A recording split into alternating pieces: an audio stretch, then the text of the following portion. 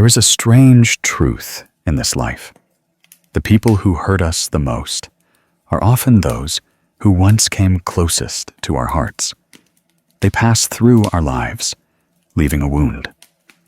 But then, when we sit alone, looking deeply into that pain, we suddenly realize that perhaps those wounds didn't come to destroy us, but to awaken us. There are days you feel misunderstood, mistreated, pushed to the sidelines, even though you've always treated others with sincerity.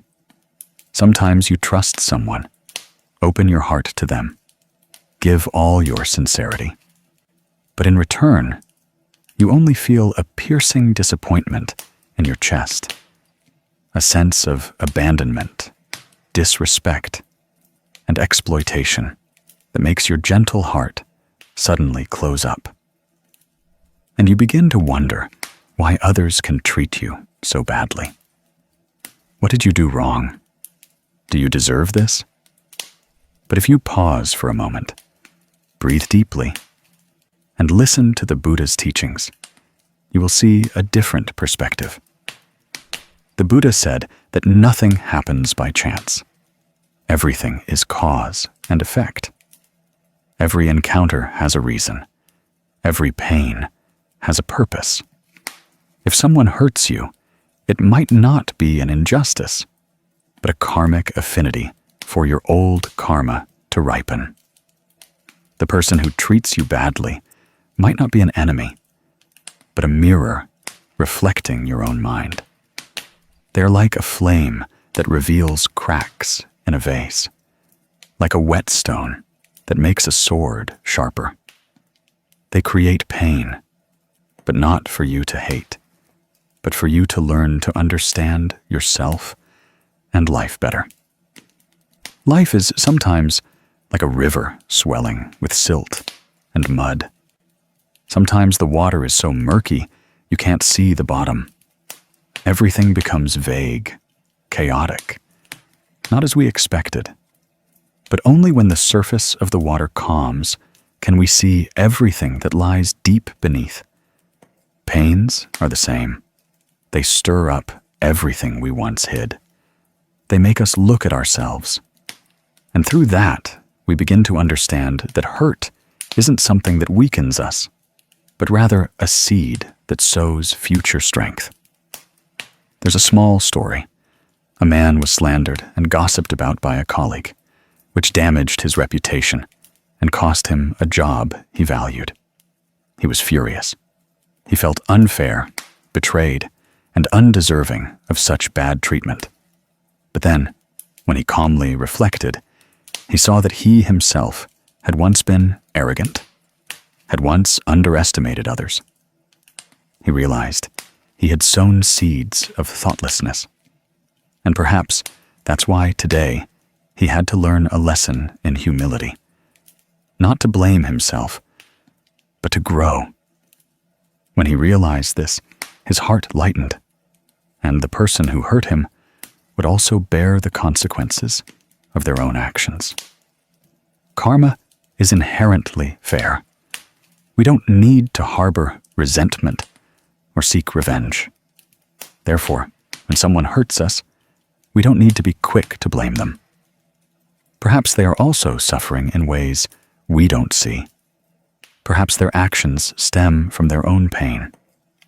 And perhaps they're just someone who arrived at the right time to help us settle karma we haven't paid off from a distant past life. When we understand this, we can let our hearts soften. We then see that the pain actually carries a gift. It comes to help us understand more, let go more, transform more, and be more at peace. Sometimes we don't need to win an argument, don't need to prove we're right. Simply keeping our minds from creating more resentment is already a victory over ourselves. So don't be sad because others treat you badly. Thank them, for they are helping you bear a portion of your old karma. Thank them, for they have come to remind you that this life is not for hatred. Thank them, for they have helped you appreciate the kind hearts you will meet later. When we can see with a broad heart, every pain becomes a lesson. When we quiet our minds, each wound will become a door leading us to profound inner peace. And then we will see that what truly hurts us is not others, but how we view that pain. And once we change our perspective, everything will change. There is a very gentle teaching from the Buddha that feels like it touches the depths of everyone's heart. The Buddha said that in this life, when someone hurts you, look a little more closely, because perhaps they didn't just come to hurt you, but they are also helping you settle old karma you've carried for a long time. When you understand this, your heart will no longer be so heavy. You will no longer struggle amidst suffering, but will learn to gently release it, making your path of spiritual practice lighter. The one who offends us might be bearing a part of our karma for us. The one who speaks harsh words to us, according to karma, will accrue more karma for themselves. And in that moment, we suddenly understand that we are not losing out, but rather being relieved of an invisible burden that we didn't even know how long we had carried. From then on, we no longer blame them. We are grateful to them and grateful to life for giving us a valuable lesson. When we look with ordinary eyes, we easily see ourselves as the disadvantaged. We see ourselves as kind. We did nothing wrong, yet we are still treated badly. We ask why we are kind, but still despised by others. Why do sincere people often shed more tears than deceitful ones? These are very familiar questions for people in this life. But when we look with the eyes of karma, everything becomes clearer. Because this life doesn't calculate based on emotions, but on karmic connections. Perhaps in a past life, or in this very life, we have unintentionally or intentionally hurt someone. Perhaps we uttered a thoughtless word that caused others pain. Perhaps we weren't truly evil, but we were once unintentionally cold. Things we don't remember, karma still records. So when we are offended, we are settling old karma. It's not a punishment, but an opportunity to cleanse our hearts, to let go of what we still owe to life. Someone who tries to hurt us might be creating new karma for themselves. For us, if we just accept a little, endure a little loss, be patient a little, then old karma is settled. But for them, they are sowing more seeds of suffering.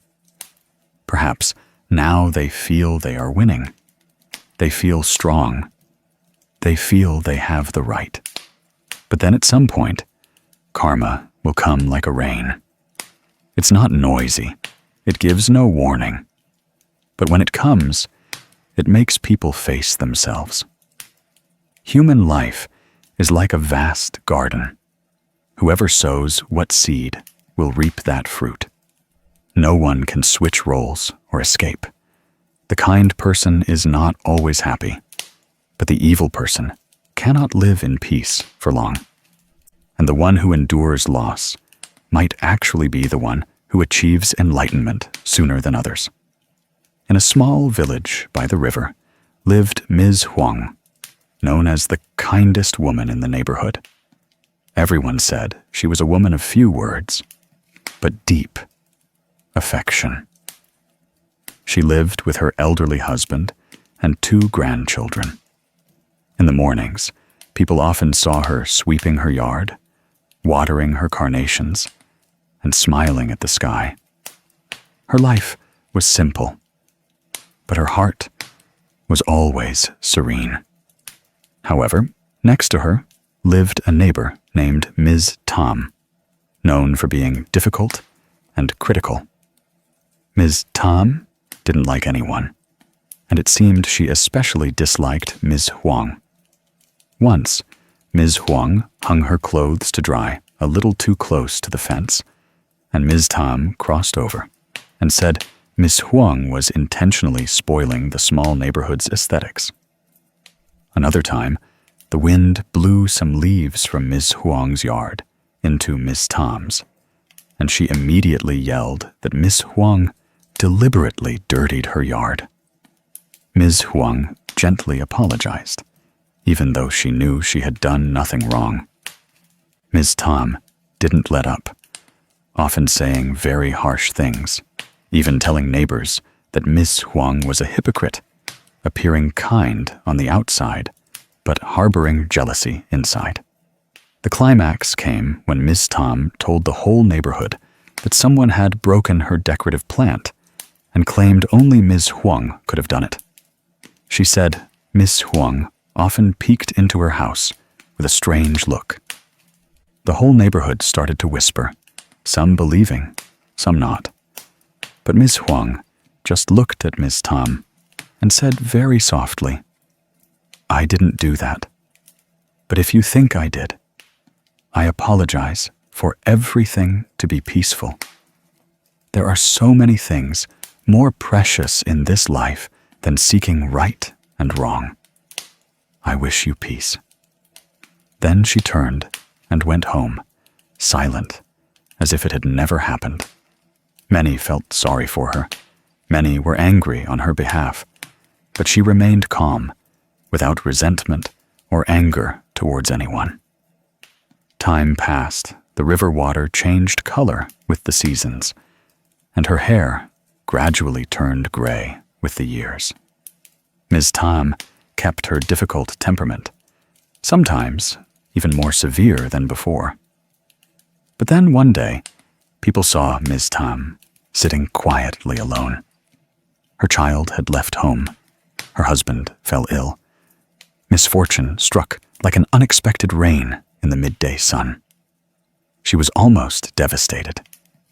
And it was at that very moment that those around her clearly saw that Miss Huang still lived peacefully, with dutiful children and grandchildren, and a strangely serene family. She was not rich in money, but rich in tranquility. Those who once laughed at her for being too kind, too naive, now came to ask her how to live so peacefully. She just smiled and said, "Let others do what they may, as long as my heart doesn't sow more seeds of hatred." She said, "If others are angry with me, just let them be angry. As long as I am not angry with them, that is enough. That is the way for me to be liberated first, and karma will still come to each person in its own way." The image of Miss Huang makes us understand that peace is not the absence of storms, but knowing how to stand still in the midst of storms. The person who hurts us might be settling a part of our karma for us, so that our hearts are lighter, so that our future path is brighter. And the one who sows bad deeds will eventually reap bad consequences. This life operates exactly like that, like an endless flow. The one who suffers loss is actually the one who has begun to conquer themselves. The one who endures patiently might actually be moving closer to peace. As a reminder, the Buddha once said, "Whoever can endure loss without resentment has stepped one foot into the door of spiritual practice." When we understand karma, we no longer look at those who hurt us with judgment. We look at them with compassion, not pity, but understanding. Perhaps they are caught in suffering of their own making. Perhaps there is a void in their hearts that they cannot fill. Perhaps they don't know how to love, which is why they choose to attack others. And if we respond with resentment, both our hearts and theirs become heavier. But if we stand firm, if we are calm, if we look at everything with a gentle heart, then the first one to be liberated is us. Forgiveness is sometimes not for the other person's comfort, but so that we can return to peace. On the journey of life, everyone will experience wounds at least once. But how we view those wounds will determine how we move forward. Do we choose to hold on to bitterness, or do we choose to transform it into understanding? Do we choose to close our hearts or use it as a bridge to connect with life? Karma doesn't punish anyone. It only wants to help every soul become brighter. When we understand that, we will be grateful even to those who once treated us badly, because they helped us see more clearly the path we should take, helped us learn the lesson of compassion, helped us realize that this life should be lived with gentleness rather than with rivalry. If one day you feel offended, please don't react with anger. Breathe deeply and imagine you are walking on a bridge. Each step is an opportunity to settle old karma. Each act of patience is a time you will lay down a heavy stone in your heart. When you do that, outsiders may not see anything, but your heart will become lighter than ever. Patience is not endurance. It is knowing how to choose the path that brings lasting peace. Forgiveness is not foolishness. It is freedom. And letting go is not weakness. It is a very silent strength. There will come a time when you look back and realize that the person who hurt you was not an enemy. They actually helped you grow and learn to love more. Thanks to them, you know how to appreciate sincere hearts. Thanks to them, you know what peace is. And thanks to them, you realize that the most precious thing in human life is not winning or losing, but a soul spacious enough to embrace all that comes and goes. So from today, if someone hurts you, quietly say a word of thanks in your heart. Thank them for appearing at the right time. Thank them for bringing you an important lesson. Thank them for helping you carry a part of the karma you needed to repay. When you do that, you will take the first steps towards freedom. You will live gently, love gently, breathe gently. And in that very moment, peace will find you, quietly but profoundly, like a gentle breeze that soothes your heart. There is a very short teaching from the Buddha that contains a vast ocean of wisdom. Anger creates more karma. Compassion resolves karma. If we slowly sit back and reflect, we will see that this saying is not just words to hear and forget, but a key that opens the path to true peace in this often challenging life. We often carry many hurts within us, but few understand that the more we get angry, the greater the karma. The more hatred we harbor, the heavier the burden on our own shoulders, not on the shoulders of the one who caused us suffering. In our daily breaths, we seem to always be guided by emotions. If someone mentions an old story, our hearts churn. If someone treats us badly, our hearts ache. An unintentional word from another person can disrupt our peace for an entire day. Our minds are like a leaf in the wind. A gentle blow makes it sway. A harsh word makes us want to topple the whole world.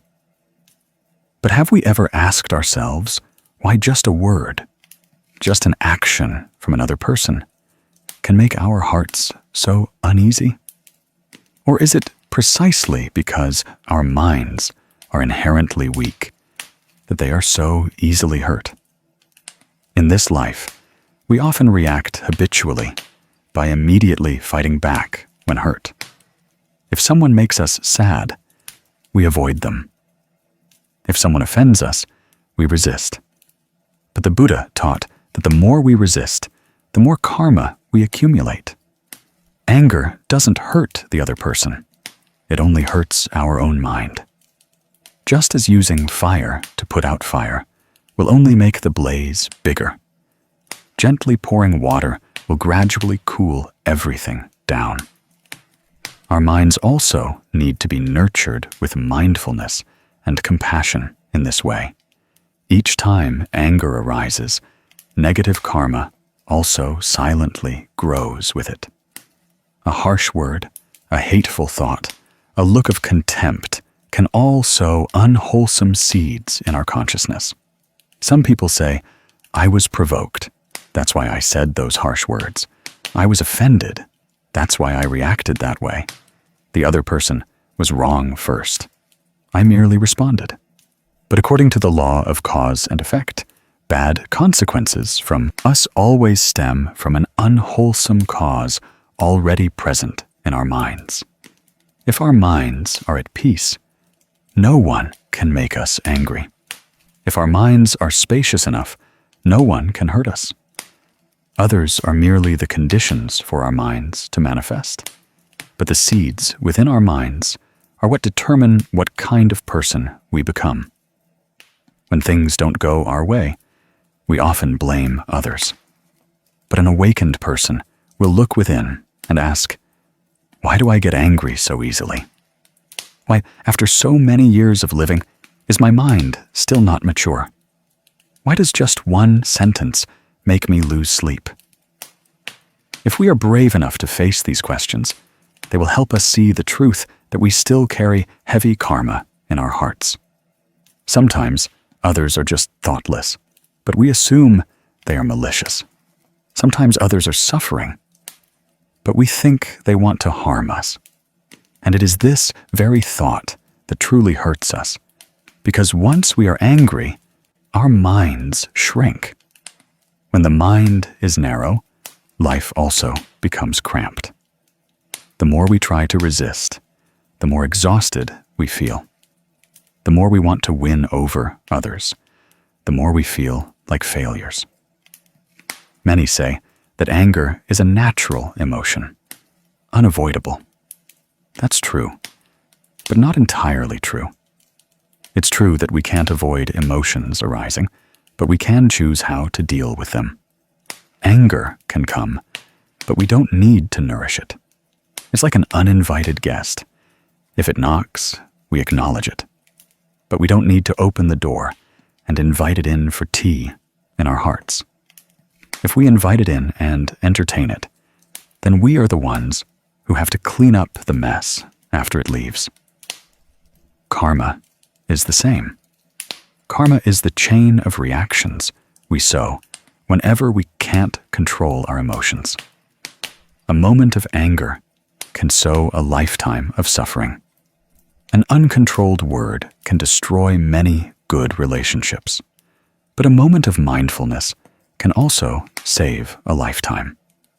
There is a very simple yet profound method that meditation and mindfulness teach us. It is to breathe deeply when anger arises. Inhale, knowing you are angry. Exhale, knowing you need peace. Each breath is a step back to yourself. Each moment of mindfulness is a time when you are no longer led by emotion. When your mind stands firm, no one can hurt you anymore. Anger is like a wave. If we react hastily, we will be swept away. But if we stand still and watch it pass, we will see that after the wave, the water is calm. And from that calm surface, we can clearly see ourselves, clearly see others' minds, and clearly understand cause and effect. The Buddha taught that when someone offends us, that person not only creates karma for themselves, but also helps us settle old karma. The person who speaks ill of us is sowing unwholesome seeds in their own life. But if we calmly accept it, we are gently repaying a debt. A wise person is not one who wins an argument, but one who knows how to create the most beneficial karma. We often think that fighting back will protect us, but in reality, it is calmness that is the strongest armor. Because when we are calm, we are no longer guided by the ego. When we are mindful, we no longer want to win or lose. When we have compassion, we understand that everyone has their own suffering. So not getting angry is not weakness. It is the courage of someone who has learned to master themselves. The story of Mr. Min, a taxi driver, illustrates this clearly. One day in traffic, the man behind him, in a fit of impatience, unexpectedly hit his car. Everyone around demanded that the man apologize. Some even wanted to retaliate. But Mr. Min gently replied, "He must be having a difficult time." His words were like cool water, calming everyone. A moment later, the man returned, his face full of tears, explaining that his wife was in critical condition, and he had lost his temper. If Mr. Min had gotten angry then, things might have been very different. There could have been a brawl. A life needing emergency care could have been delayed. Bad karma could have led to more bad karma. But because Mr. Min's heart was not angry, karma did not increase. A little compassion can halt an entire cycle of negative karmic force. They say compassion cannot save the world. But in that moment, compassion saved a suffering soul and also saved the conscience of the one who was hit. That story makes us understand that sometimes simply changing our perspective can change the entire world. We no longer see the other person as an adversary, but as someone in pain. We no longer ask why they hurt us, but ask if perhaps they have never found peace in their own heart. When we look at them with eyes of understanding, we no longer resent them, but feel compassion. Compassion because they are living with so many storms in their minds. Compassion because they are also just human beings struggling in this life. Compassion because if they knew how to live with love, perhaps they would not have made us sad. In truth, anger solves nothing. It only burdens our hearts. It makes us lose ourselves. We are truly strong only when we are calm enough to forgive. Forgiveness is not to justify the actions of others, but to free our own minds from the shackles of resentment. One day, if we hold on to anger forever, we will realize we are just carrying a heavy stone around our necks. The longer we carry it, the more exhausted we become. Only by putting it down will we realize we could have walked lightly long ago. Many people live their entire lives in anger. They don't realize that anger is like drinking poison and hoping the other person will suffer. We think the one who hurt us will suffer, but we are the first to suffer. We think we are punishing them, but in reality, we are depriving ourselves of peace. Anger makes us react instead of think. Anger makes us hot-headed instead of calm. And anger makes us repeat the cycle of karma from one life to another. Only when we sit in mindfulness, looking directly at our emotions, do we see that anger is just a temporary cloud of vexation. It comes and goes. We don't need to chase it, don't need to cling to it. Just breathe and return to the awareness within. To keep our minds free from anger, we must learn to stand still amidst the waves. To prevent karma from increasing, we must learn to see life with eyes of compassion. Whenever someone hurts us, ask yourself if they are suffering. Whenever you feel angry, ask yourself if you are lacking understanding. Inhale gently, feeling the anger rise. Exhale, sending a word of comfort to yourself. We don't need to be the strongest person, just the most peaceful. Life is short. Don't turn it into a battlefield. Turn it into a journey of learning to love. And when you understand that, you will feel lighter. You will no longer expect others to apologize to you, because you understand that people only apologize when their hearts are peaceful enough. Before that, they are just struggling with their own lives. You will no longer wait for others to change for you to be happy, because true happiness is not in the hands of others. It lies in how you face life, with a mind free of anger, a heart free of hatred, a mind that knows how to let go, and a heart that knows how to love. So, in every moment of anger, remember this: anger creates more karma. Compassion resolves karma.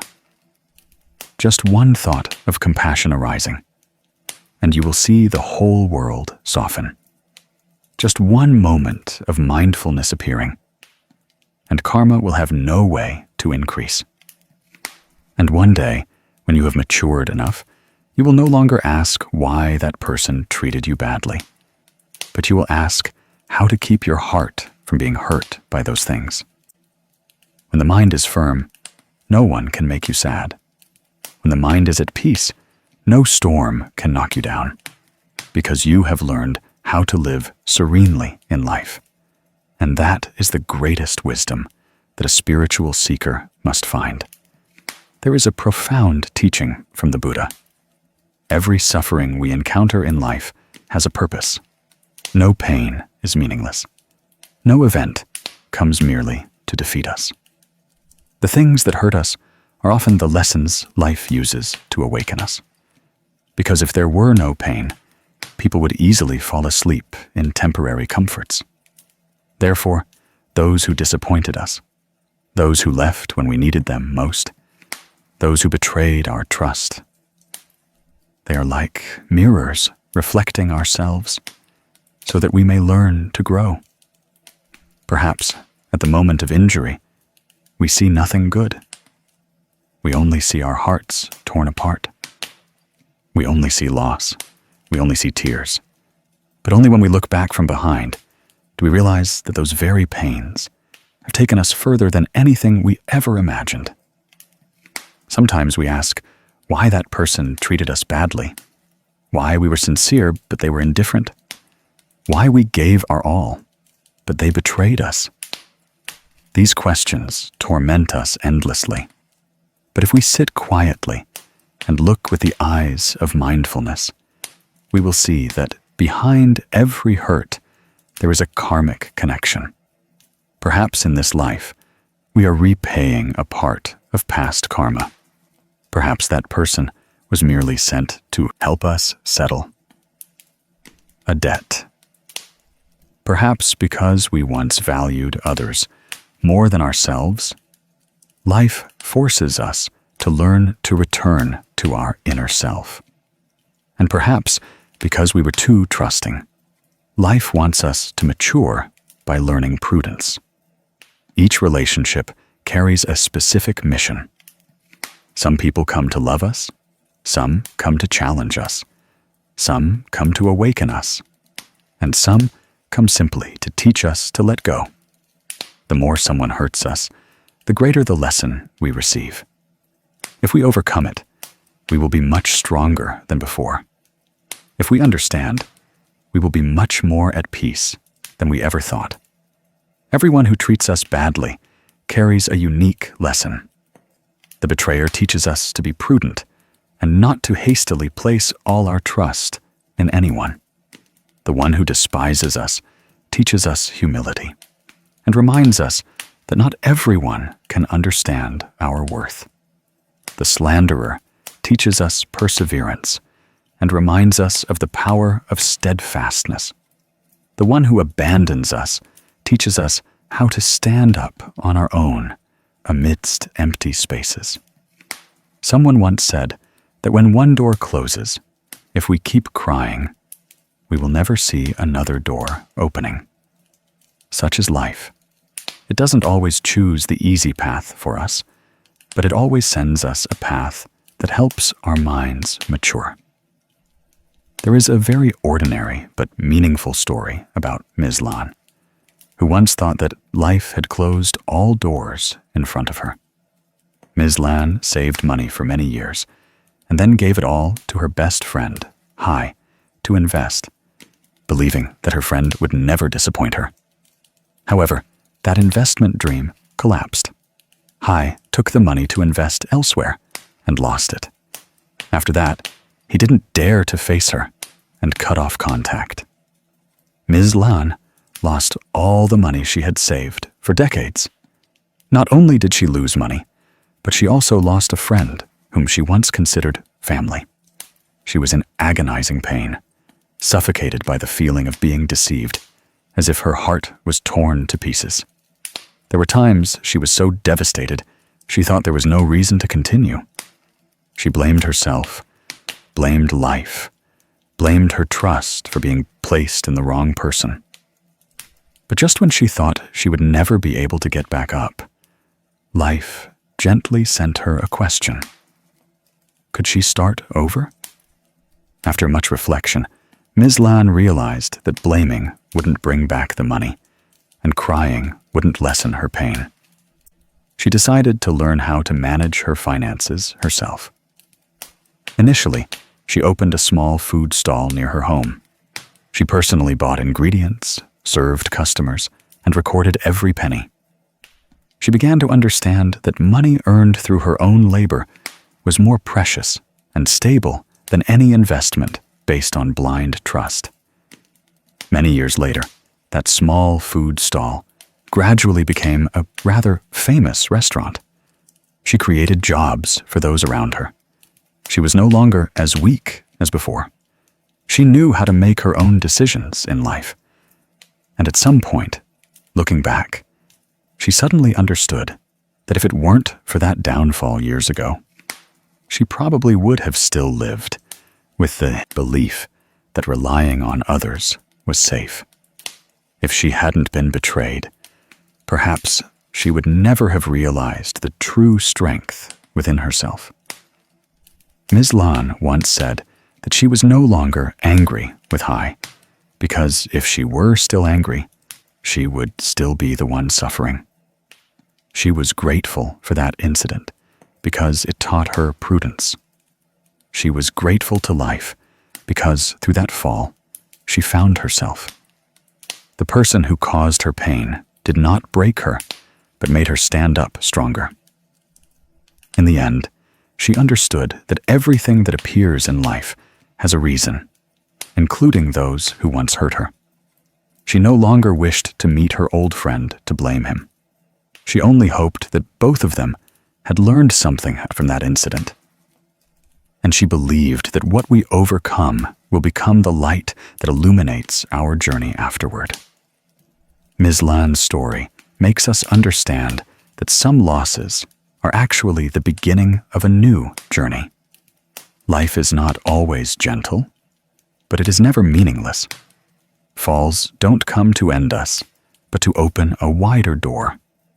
At that point, we will realize that suffering is just a bridge to lead us to the shore of peace. Every wound carries a message within it.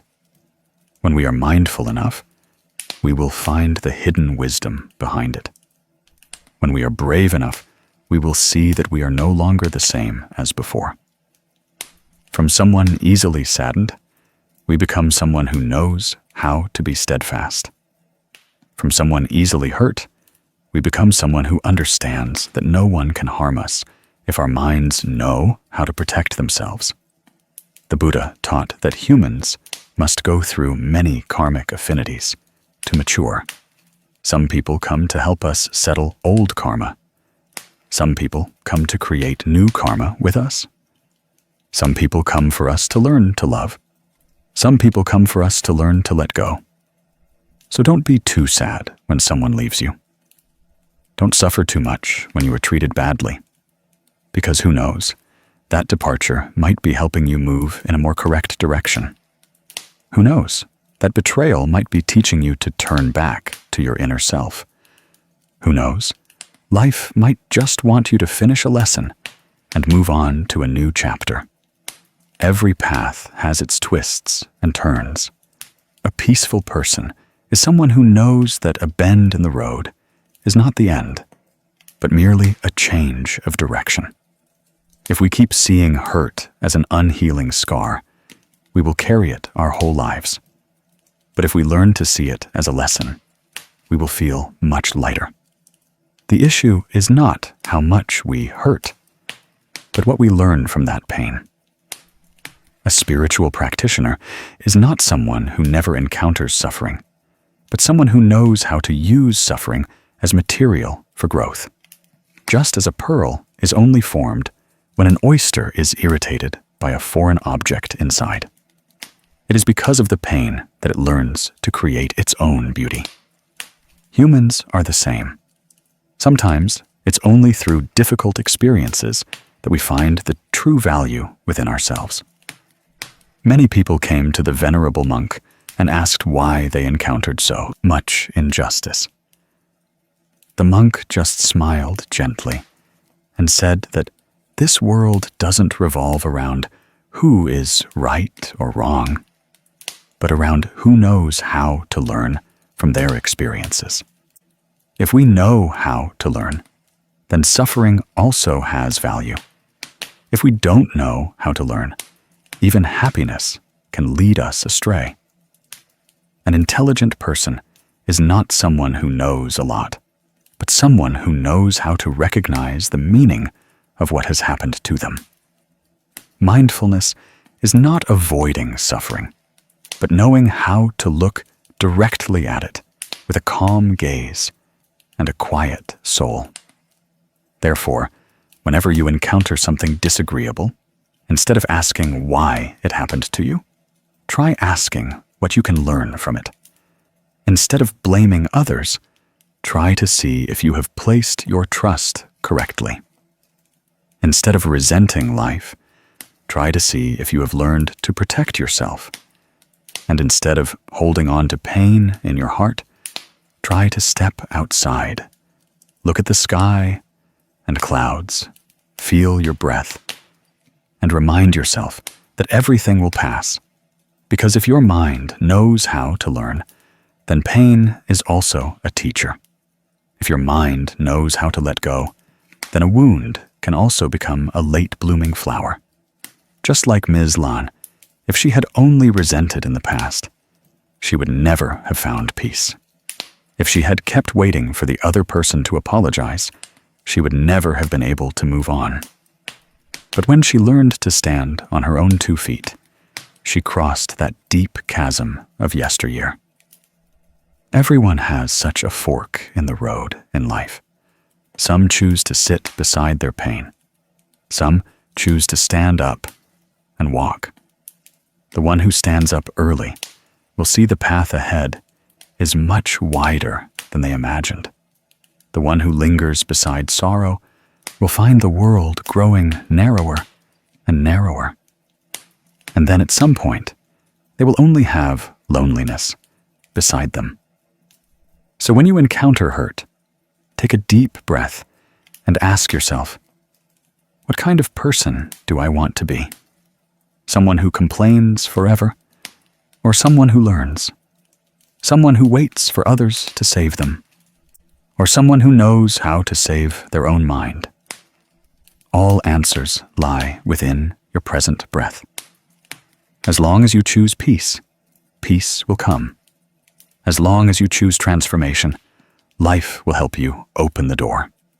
So don't consider those who hurt you as enemies, because sometimes they're just people sent by life to help you grow. When you understand this, you will no longer feel self-pity. You will be calmer when things happen. You will be grateful for hurt, because it teaches you how to love correctly. Ultimately, you will realize that the strongest person is not one who never stumbles, but one who dares to step through stumbling blocks and learn something from those very falls. If life is a river, then hurts are the waves that make us lose balance. But when we know how to hold the paddle, we will cross the turbulent waters and enter the calm. That is where a peaceful mind resides. And when we reach those waters, we will smile gently and say, "It turns out all hurts have meaning. It turns out all suffering is a lesson. It turns out what knocked us down yesterday is precisely what helps our minds stand firm today." When we understand this, life will no longer be a burden, but a journey of learning to love and grow. We will learn to look at others with compassionate eyes. We will look at ourselves with gratitude. And we will walk with light steps, knowing that we have learned the lesson behind every hurt. And from then on, our minds will grow, life will open up, and peace will come. There's a teaching in the Buddhist scriptures that says, "Hatred cannot be appeased by hatred. Only love can appease hatred." This is the eternal truth. Many people hear this and nod, saying it's true. But when they themselves are betrayed, hurt, or harmed by someone, their hearts are filled with resentment. Because forgiveness is easy to say, but very difficult to do. Everyone wants peace in their heart, but few are willing to let go of anger. And so they carry their pain throughout their lives, thinking that holding on to hatred is to protect themselves. Little do they know that this very thing will exhaust them more than any wound. In reality, forgiveness is not condoning wrongdoing. Forgiveness is not giving others another chance to hurt us. Forgiveness is when we actively free our own hearts. Forgiveness is choosing peace instead of suffering. Forgiveness is not weakness. It is when we clearly see all karmic affinities in life and understand that everything is just a lesson passing through to help us grow. Someone once asked the Buddha Dharma Lineage channel, "Why do I have to forgive the person who hurt me?" I replied, "It's not to forgive them, but to forgive so that you can live a more serene life yourself." In the law of karma, hatred is like a debt. When we hate someone, we are unknowingly carrying an invisible string in our hearts that ties us to that person. Every time we remember them, our hearts ache, and that negative energy spreads throughout our entire life. A person who carries hatred cannot sleep soundly, cannot fully enjoy happiness, cannot look at life with clear eyes. Forgiveness, therefore, is a door that leads one out of their own prison. Some people have experienced a lot of suffering, but still live with great compassion and gentleness. Some people stumble just a little, but carry hatred for a lifetime. That difference comes from how they view life. When we understand karma, we know that no one hurts us if we haven't already sown the seeds for it. What happens to us today is not just about today. It is the result of what we created in countless past lives. The person who treats us badly is merely the one who comes to conclude that karma. Understanding this, instead of blaming, we begin to learn to let go, knowing that everything is just karmic affinity ripening. The story of Uncle Tin is a beautiful illustration of this. Uncle Tin lived in a small village and owned a grocery store. His life, though not wealthy, was peaceful. One day, he caught a boy secretly taking a few packets of instant noodles. The boy trembled, caught in the act. Many people around urged Uncle Tin to call the police, saying that theft must be dealt with strictly to set an example. But Uncle Tin didn't. He asked, "Why did you take things without paying?" The boy bowed his head, silent. When Uncle Tin understood the situation, his heart sank. The boy, named Hao, was caring for his severely ill mother.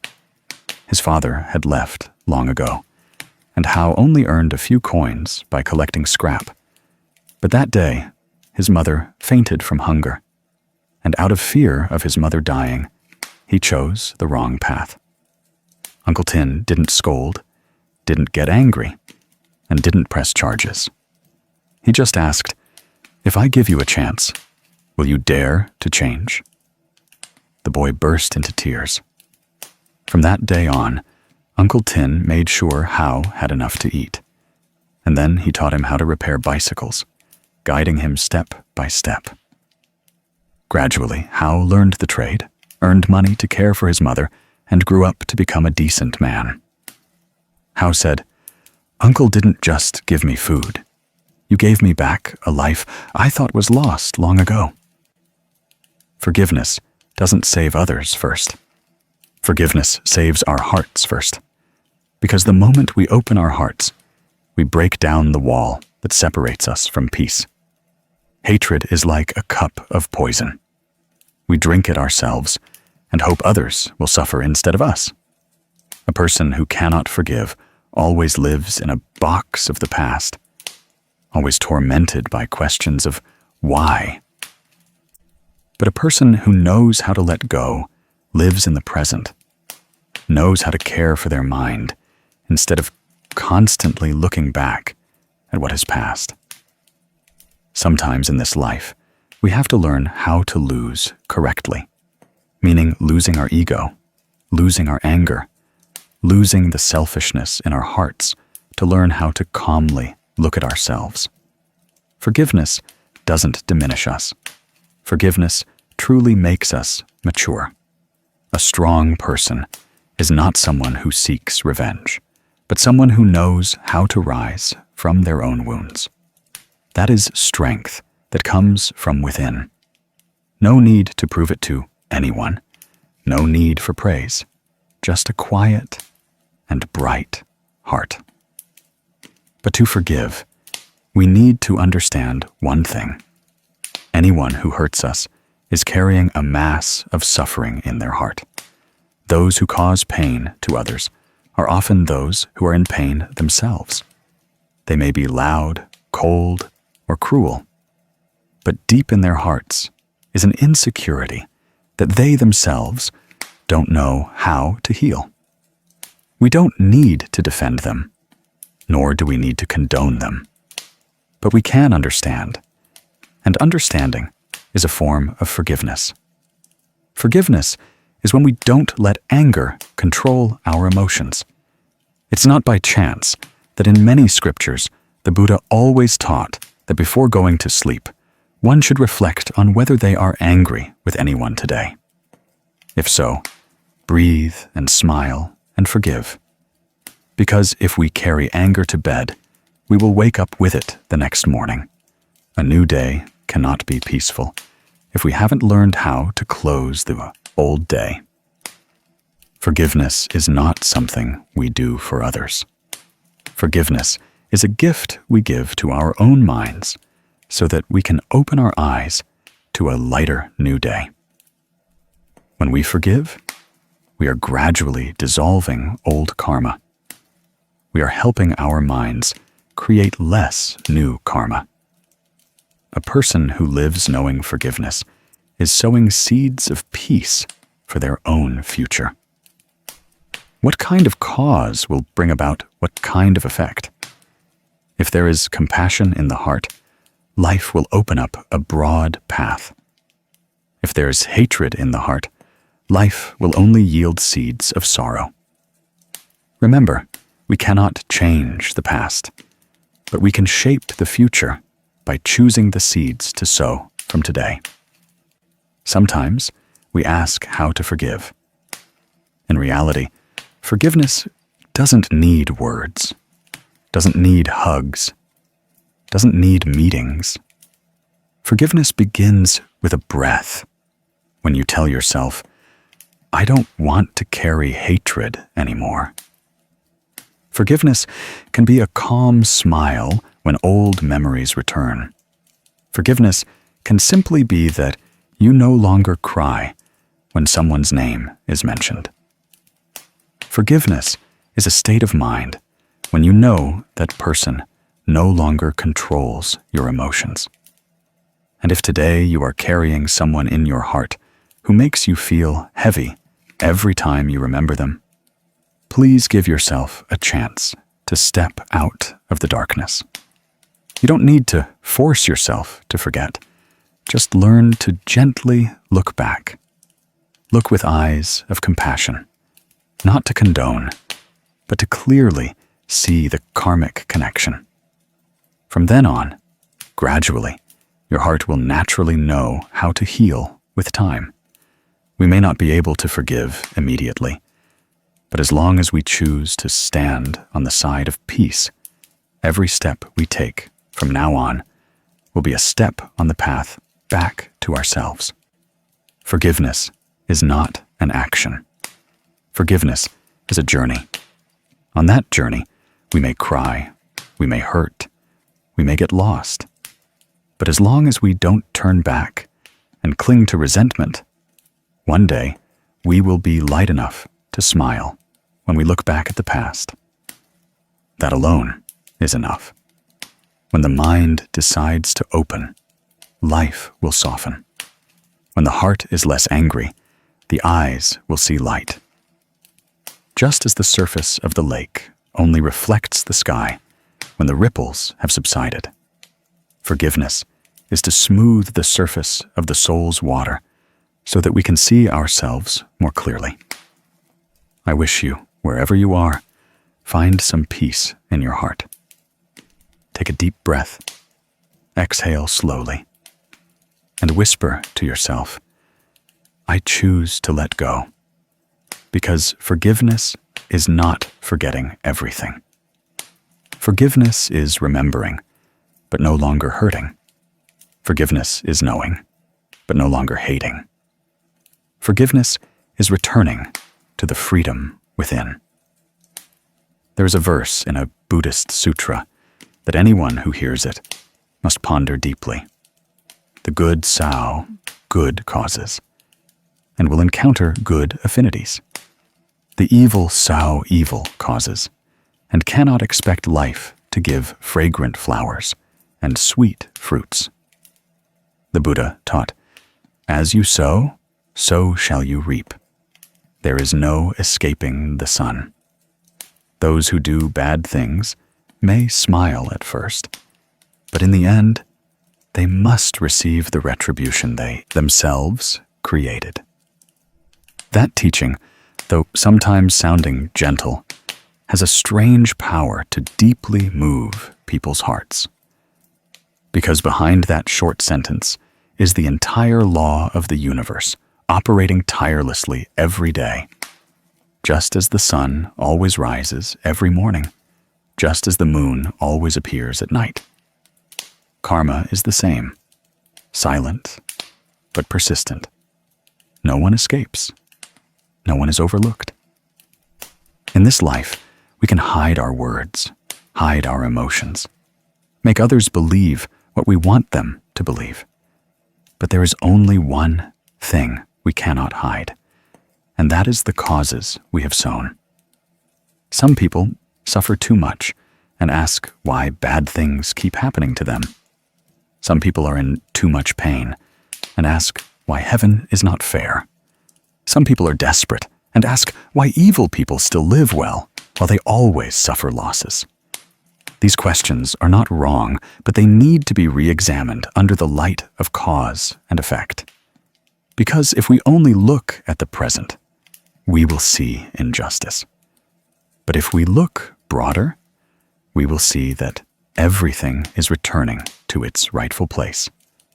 Some people are born with much luck. Some are born to suffer. Some meet benefactors just by stepping out the door. Some, no matter how hard they try, cannot escape adversity. But if we understand that each person carries a bag of karma from countless past lives, then we will see that everything inherently has its reason. It's not by chance that we meet someone, nor is it by chance that we experience an event. All our karma calling our name in its own unique way. When someone treats us badly, we often want to resist or resent.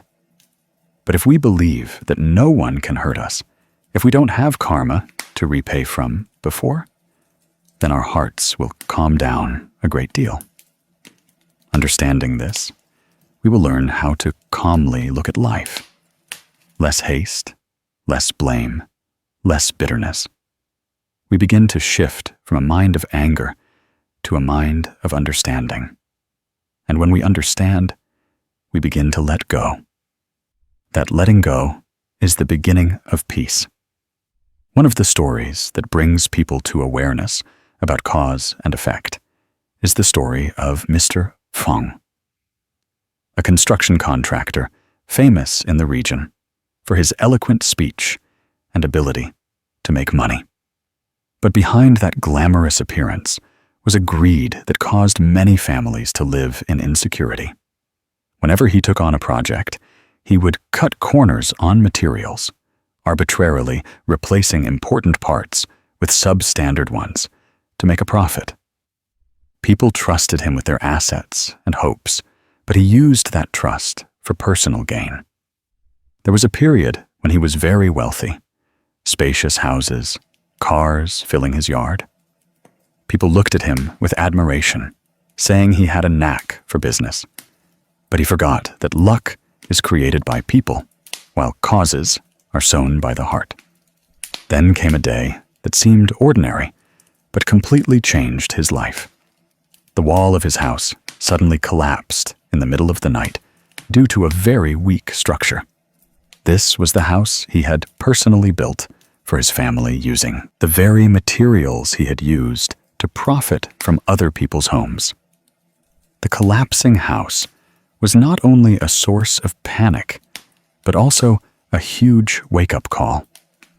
As he stood amidst the rubble, watching his painstakingly accumulated assets vanish in minutes, he was left with only one question. So, this is the cause I sowed.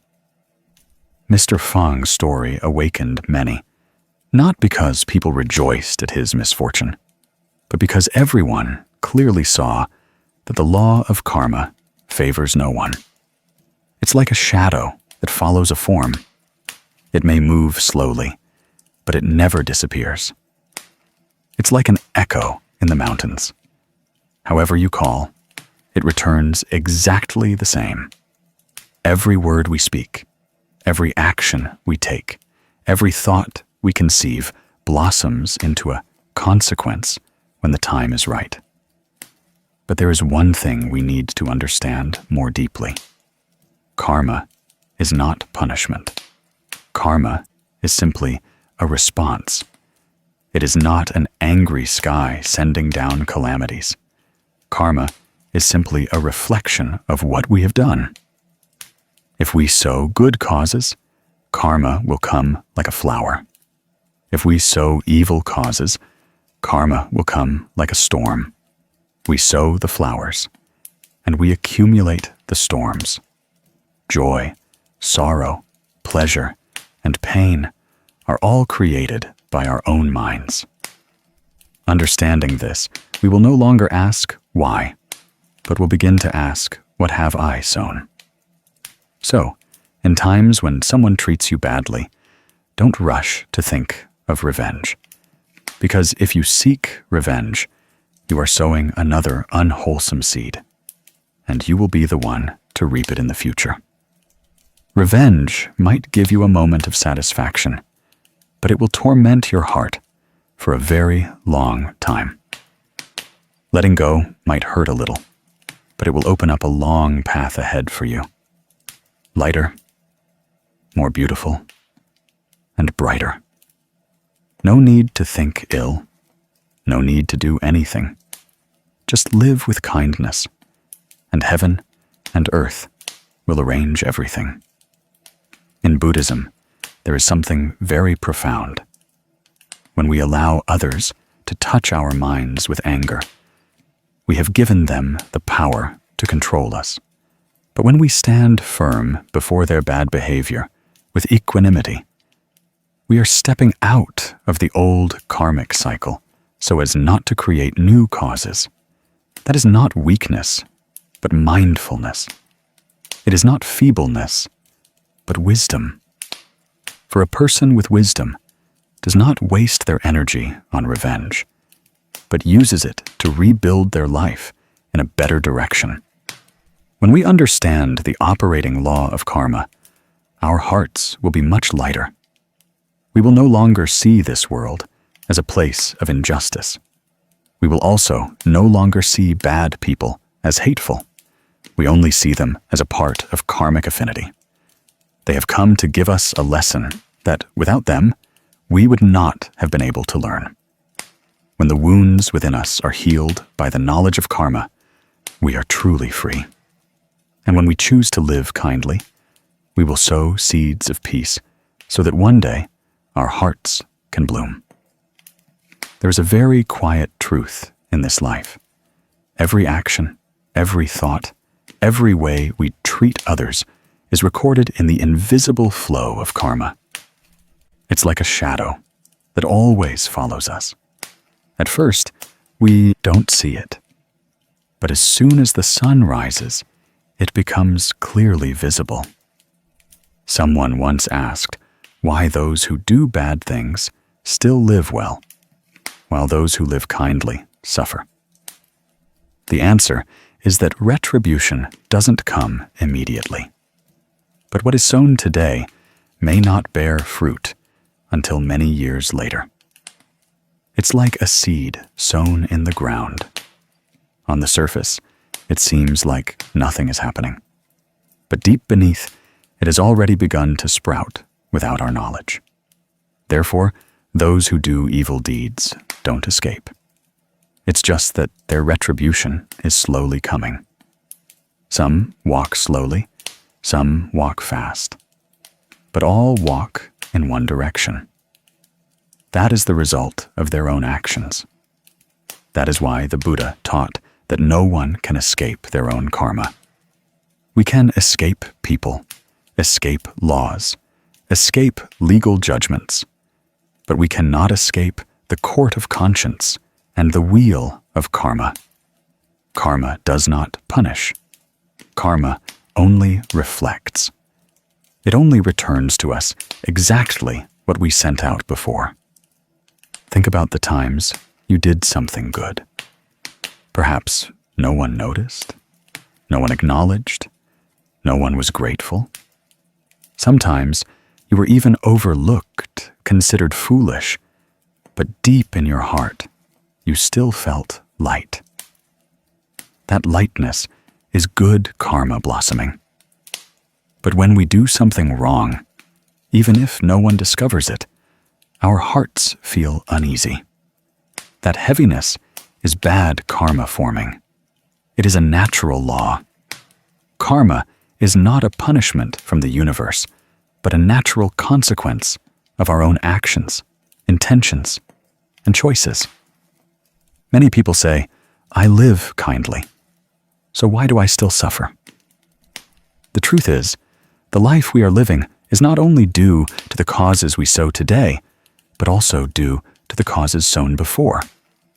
Sometimes, for many years, even for many lives, each person is walking on a very unique path, with baggage full of good and bad karma accumulated day after day, time after time. So, instead of comparing or complaining, let go of the question, why? And calmly accept responsibility that you are repaying what you have sown. It's as simple as that. When we deeply understand this, we no longer want to contend for victory. We no longer see any meaning in fighting back. we no longer want to seek revenge on those who hurt us. Because if that person is hurting us, it means they are taking on a heavy portion of karma that we had sown before. We hurt once, but they are creating causes to hurt many times in the future. So, look at them with compassion, not pity, but mercy. They are living with heavy karma. They are adding to their own burden. Our burden is getting lighter day by day if we don't continue to sow more unwholesome seeds. That is also why we should remain silent when offended. Not because we are weak, but because we have begun to understand that no battle can conquer karma. Perhaps we react and appear victorious, but deep in our hearts, we will feel uneasy. And that uneasiness will soon manifest as retribution for us. A person who knows how to live according to the law of karma is not someone who insists on winning an argument, but someone who knows how to take a step back to see that everything is just karma passing through our lives. Our task is to accept, transform, let go, adjust our minds, and live so that each step is lighter than yesterday. When someone offends us, let's try to take a long, deep breath and gently think, perhaps in the past, I hurt someone. Today, I am repaying that debt. So now let me repay it fully. Repay it with a gentle attitude, so that from now on, I owe no one anything. When we can do that, we will feel an extraordinary peace in our hearts, like the first rain of the season falling on dry, barren land. The barrenness is gone, and sprouting begins. At that moment, for us, the person who hurt us is also the one who came to help us resolve our karma. We will be grateful to them and no longer resent them. Now, let's return to the story of Mr. Bafang. His life is a vivid testament to the law of cause and effect, so clear that it cannot be denied. He was a construction contractor. In his early, difficult years, he worked meticulously and responsibly. But the more successful he became, the greedier he grew. He started cutting corners on materials to reduce costs. Each time he overlooked a detail, he told himself, "It's probably fine." Each time he saw workers being sloppy, he turned a blind eye. Each time he chose substandard materials, he thought, "The customers won't notice, so it's okay." For many years, the money he earned increased rapidly, but his heart became increasingly empty. One day, he decided to build a beautiful house for his family. He still used his old habits, choosing the cheapest options, cutting corners here and there. He thought that if the other houses he built didn't collapse, his own house would surely be even safer. But life has its own laws. Not long after his house was completed, the back wall suddenly collapsed, causing severe damage to his family. No one sued him, no one judged him, no one forced him to be held legally responsible. But he knew he had brought the consequences upon himself from those times he disregarded his conscience. He didn't say it aloud, but deep inside, he knew it was retribution. From that day on, he lived a completely different life. He walked slower, spoke less. He no longer saw profit as the most important thing. He gradually returned to his early professional practices, careful, kind, responsible, and respectful of his trade. Though no one knew what had happened, he himself had changed. Once, people asked him why he had changed so much. He just smiled and replied, "Because I learned to fear my conscience." The answer was as light as a breeze, but contained half a lifetime within it. Mr. Fong's story makes us realize something. The law of cause and effect doesn't need anyone to pronounce judgment. As long as we deviate from goodness, sooner or later, we will have to turn back and look at ourselves. Some retributions are not noisy. They come in the form of a lesson, a fall, and awakening. Those who are willing to reflect learn. Those who refuse to reflect keep repeating old mistakes. Then karma becomes thicker, heavier, harder to undo. Therefore, when someone treats you badly, try to look at that person with eyes of understanding. Because perhaps they are suffering from some karma that you cannot see. Perhaps they are living in insecurity, fear, and pain that no one understands. They lose their peace, which is why they disturb others' peace. They are suffering from karma, which is why they sow karma. We don't need to be like them. We just need to keep our minds pure. That is the wisest way to live, and at the same time, the way to protect ourselves from the cycles of negative karma. Let life be a mirror. We look into it to see clearly what we need to change. Let karma be a teacher. We learn from it how to live so as not to suffer anymore. Let every difficulty be an opportunity, because if we overcome it, we will enter another stage of life. Our silence today does not mean we lose, but that we are choosing a more peaceful path. That path is called understanding oneself, understanding others, understanding karma, and letting go at the right time. Then there will be a day when we look back and smile, knowing we have passed through difficult days. We have repaid old debts with a peaceful heart, with patience, with a compassionate outlook. We have not sought revenge and have not caused further suffering. We have chosen the right path, and thanks to that, we are lighter, our minds are brighter, our hearts are more spacious. Today we live lightly because we owe no one anymore. And to those who once hurt us, we silently wish them to soon understand the law of karma, so that they too may find a path to peace, like ours. In that moment, we will understand a very precious truth. Forgiveness is not forgiving others, but forgiving ourselves.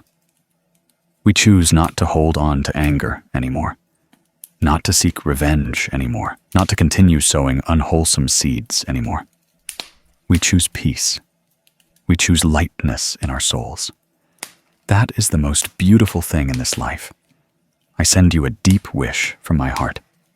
May you have enough understanding not to resent anyone, enough compassion to love yourself first, enough peace to overcome all challenges. And may it be that when others treat you badly, you will no longer be sad, but only smile quietly, understanding that they are bearing karma on your behalf. There's a very gentle teaching that everyone assumes is simple upon hearing it. But the longer one lives, the more profound it seems. When someone hurts us before feeling sad, pause to understand that they are also hurt. A full heart does not hurt others. Only hearts that are broken, cracked, or lacking will inadvertently hurt those around them.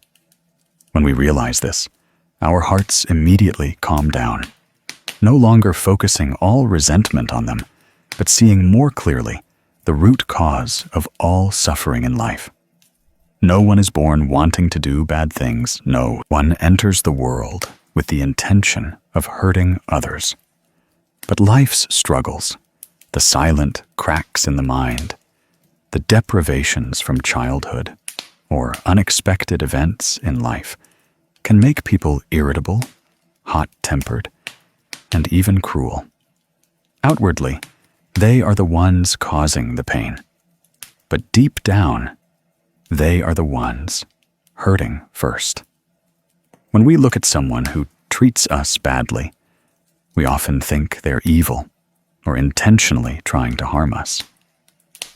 But the law of karma teaches that people act based on the state of mind they're carrying. A peaceful mind causes no trouble. A bright mind sows no suffering. Only when the mind is clouded by fear, anger, hurt, or ignorance do negative behaviors arise. This is not an excuse for wrongdoing, but a truth about the flow of each person's consciousness. When we understand this, we no longer rush to conclude that anyone who hurts us is to blame. We begin to see that they are also victims of their own karmic forces, which they lack the wisdom and healing to escape. And when we understand that root cause, compassion naturally arises in our hearts instead of resentment. In life, we frequently encounter people who behave rudely, hot-temperedly, or unfairly. Some speak words as sharp as knives. Some treat us coldly. Some look down on us. Some intentionally cause difficulties. If we only look with our eyes, we will see them as hateful. But if we look with our hearts, we will see them as pitiable. Their pain does not show on their faces, but it lies hidden deep within their hearts. They hurt, which is why they hurt us. Not because they want to, but because they have no other way to release the heaviness in their hearts. We might think that understanding only makes us weak, but in reality, understanding is the greatest strength. When we understand, we no longer react with anger. When we understand, we no longer create more karma. When we understand, we stop the cycle of hatred that passes from one person to another. The more one understands, the lighter their heart becomes.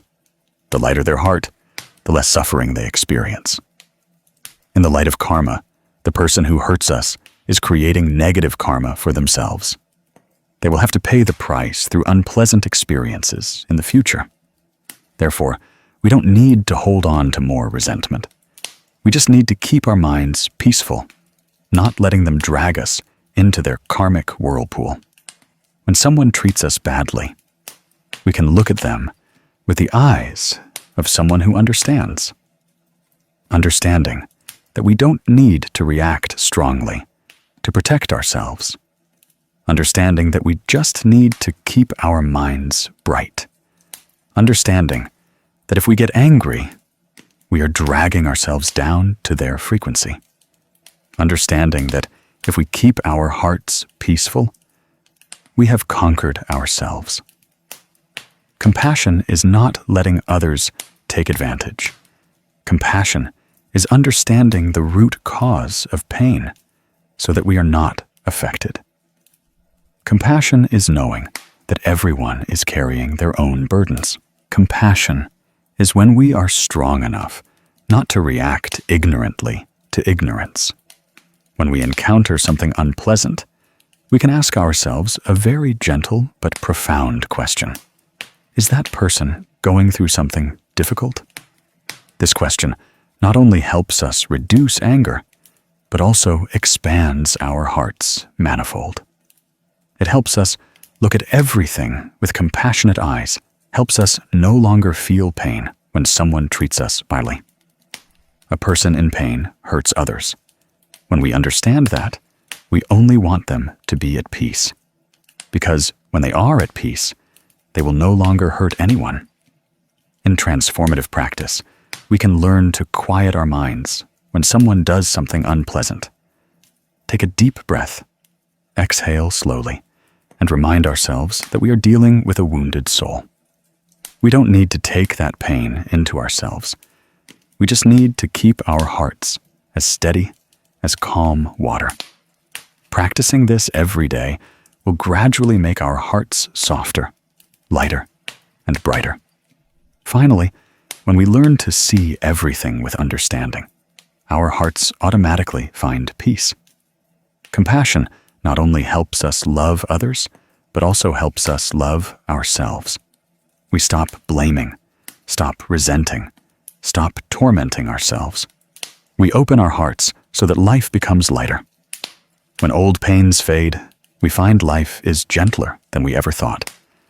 And so, instead of suffering because others treat us badly, we are grateful because they give us the opportunity to grow, to deeply understand karma, to learn how to let go, so as not to add more suffering to our hearts. We are grateful because they inadvertently show us the power of compassion. We are grateful because we are not following the path they are on. We are grateful because we are learning to live more gently with life. When the heart understands, we only want to send them a wish for peace. Because when they are at peace, all of life around them will also soften. And when our hearts are also at peace, we no longer hurt because of anyone. We are left with an open heart, light as a cloud drifting across the clear sky of an early morning. There's an old saying that, when heard, makes many startle and reflect. A wound caused by a knife, though painful, will heal in a few days if treated properly. But a wound caused by words sometimes never heals throughout a lifetime. Words, seemingly as light as a breath, can sometimes be as heavy as a stone tied to the heart. In this life, full of interactions, we often think that actions are what create karma and suffering. But according to the law of cause and effect, this small mouth is what creates karma most quickly, most deeply, and most difficult to undo. Because words, once uttered, cannot be retracted. And once they reach someone else's ears, they have the power to spread like a whirlwind, carrying either wholesome or toxic seeds, depending on the speaker's mind. Many people suffer not because they did something wrong, but because someone used their mouth to heap more karma upon them. There are also people who are hurt for an entire lifetime, just because of a single word, unintentionally driven straight into their hearts. When we sit down and listen to the sounds of life, we realize that much of the suffering in this world does not come from physical actions, but from the invisible slashes of words. That is why it is said that verbal karma is the root of hurt. It doesn't create a bruise on the outside, but it tears the heart within. It doesn't leave a scar on the skin, but it makes others lie awake at night, tossing and turning. Every word is a seed sown in the field of karmic consequences. Sow wholesome seeds, and flowers of peace bloom. Sow toxic seeds, and one must wait to harvest bitter fruits. Verbal karma takes many forms, and each form carries its own nuance. Some people like to lie, believing that a lie can help them escape a difficult situation, not knowing that each prevarication severs a wholesome karmic connection. Some people like to speak harsh words, thinking that speaking their mind feels good, and everything will just pass. But harsh words are like fire. Once blown out, they burn away the accumulated merits of many years. Some people speak with a double tongue, meaning they say one thing to one person and another thing to another. They don't know that the division caused by their mouth is the division within their own mind. Some people elaborate and twist stories to attract attention, to be seen as important, but the result is chaos in their relationships. Some people spread rumors, hearing a story and adding spice to it to feel knowledgeable and well-informed. Others offer excessive praise or criticism, speaking without the mindfulness of wisdom. Sometimes an overly effusive compliment makes others arrogant, while overly harsh criticism makes others despair. Some people like to point out others' faults, thinking that exposing others' flaws makes them appear brighter. But in reality, they are darkening their own blessings. All these types of verbal karma share one point. They all originate from an unmindful mind. When the mind is not bright, words become an unwitting knife. When the mind is not kind, words become a poisoned arrow. When the mind lacks sufficient compassion, words become a burden that causes pain to the listener. The speaker also accumulates karma. In a small village long ago lived Ms. Dieppe. Everyone in the area knew her as a gossip, someone who liked to exaggerate minor stories to tell others. She considered it a pastime, a way to make people pay attention to her. She never thought that habit could harm anyone. She said she only repeated what she heard, but what she heard always passed through several ears before reaching hers. So each story, when it passed through her mouth, became distorted in an unexpected way. That day, the rain had just stopped, and the village road was still wet. Ms. Dieppe stood at the end of the alley and saw Ms. Tui passing by. Ms. Tui was a kind woman, faithful to her husband and loving to her children. Yet, just because Ms. Dieppe accidentally saw her talking to a strange man on the street, she immediately thought that the matter couldn't be simple. She told the story to her close friend. But when she told it, she didn't just say Ms. Tui was talking. She added that they were talking softly and seemed intimate. Then that close friend told others, each adding a bit. And eventually, the story completely changed. In just one afternoon, the whole village was buzzing that Miss Tui was having an affair. The rumor spread like wildfire. Whispers snaked through every small alley. Miss Tui's husband heard it and was furious, devastated, and refused to add for clarification. His mind was filled only with painful images of his beloved wife's supposed betrayal. Ms. Tui, when she found out, was stunned, tears falling in injustice. She tried to explain, but people often believe bad things more than good. People prefer scandals over calm truth. The once peaceful marital relationship suddenly became a storm. Her children watched their parents argue, terrified. The whole family seemed to be struck down by a poisonous wind. Later, the truth was discovered. The man was Miss Tui's cousin-in-law, who had come to visit, but found no one home, so he stood outside to chat a bit. When the villagers learned this, they felt remorse. Ms. Tui's husband was then speechless with pain. He hugged his wife and apologized, filled with shame and remorse. The family was fortunate not to have completely broken apart, but the wounds in their hearts would not easily heal. Trust, once broken, takes a very long time to rebuild. As for Ms. Dieppe, after the incident, she was shunned by the entire village. No one wanted to hear stories from her mouth anymore. Everywhere she went, she felt people's wary gazes. She had sown an evil story, and now she had to reap the bitter fruit. Her heart was not malicious, but her mouth caused people's lives to suffer and brought herself a bad reputation that she couldn't defend. She sat sadly in front of her house every afternoon, watching the leaves fall, watching life pass by, and deeply understood that words that seem light can turn heavy. From then on, she reduced her talking, learned to look deeply into her own mind, and practiced choosing words so as not to hurt anyone else. Ms. Dieppe's story is a painful lesson that anyone who hears it should reflect on. Because in daily life, somewhere, we too have sown many such seeds. We have spoken uncontrolled words. We have added embellishments to other people's stories. We sow seeds of karmic suffering into others' lives without realizing it.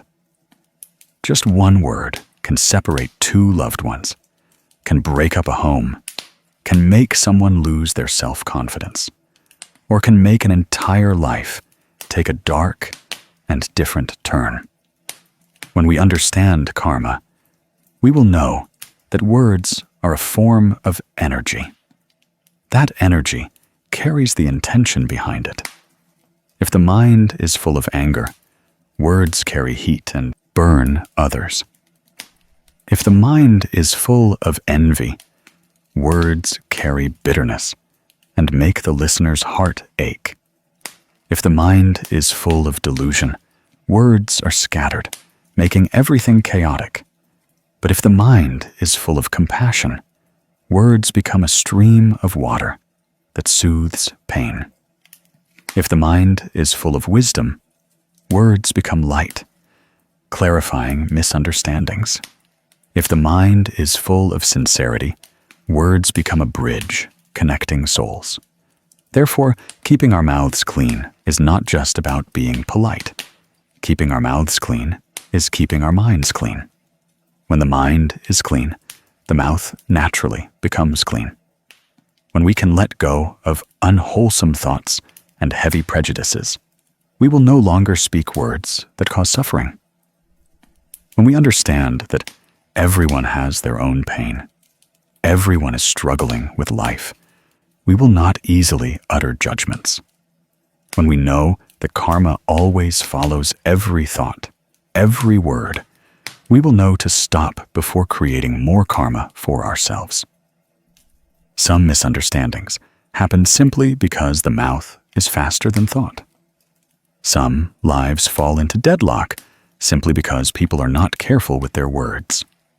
Some relationships break down because of an unintentional phrase that seemed like nothing.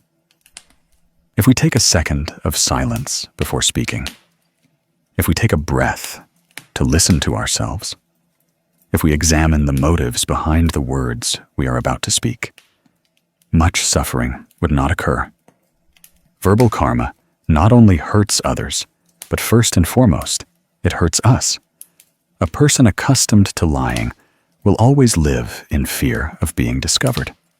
A person accustomed to slandering others will always live with envy and exhaustion. A person accustomed to embellishing stories will gradually lose credibility, and no one will truly trust them anymore. A person accustomed to excessive praise or criticism will gradually lose sincerity in their emotions.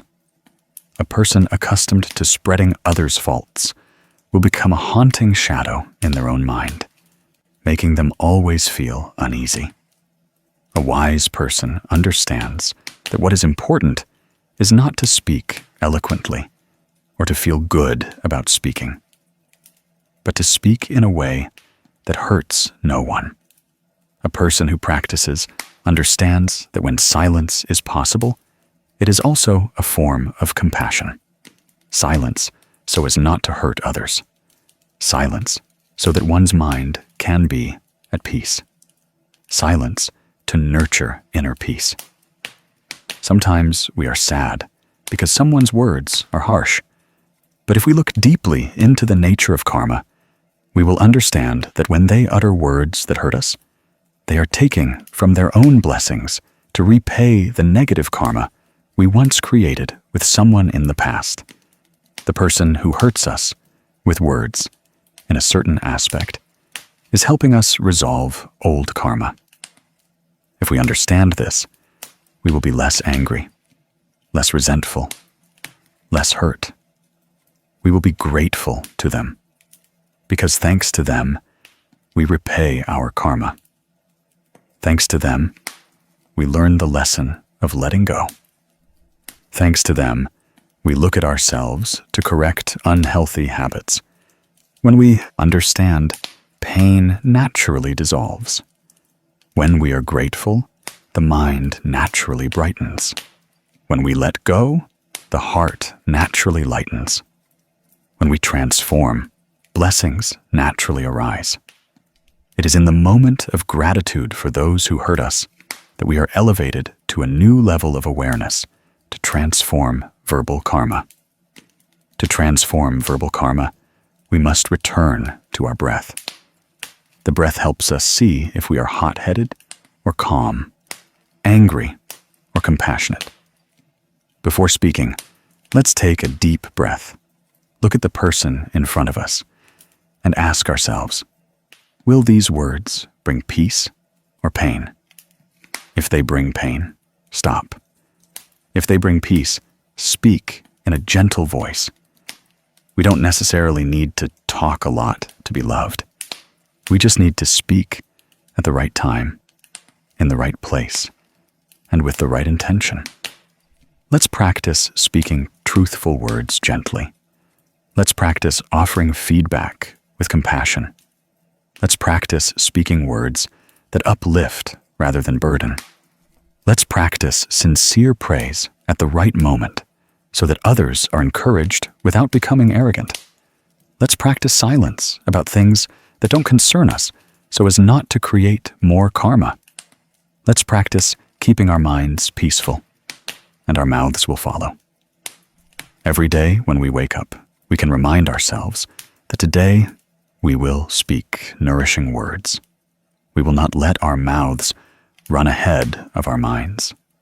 We will let our hearts guide our words, instead of letting unconscious habits control us.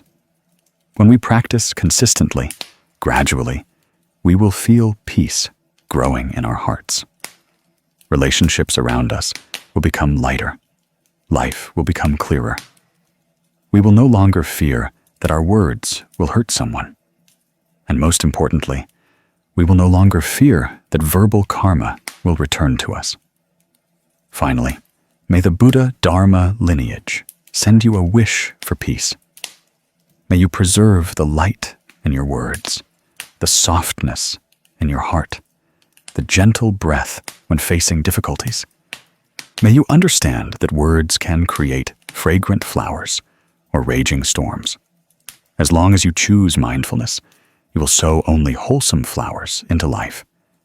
May you walk through life with kindly speaking lips, with a compassionate heart, and with a soul light as a cloud. When you keep your verbal karma pure, you are also preserving a peaceful life for yourself. In an old sutra, there is a saying that near ink, one darkens, near a lamp, one brightens. And light or darkness both begin with the people we associate with and allow into our lives.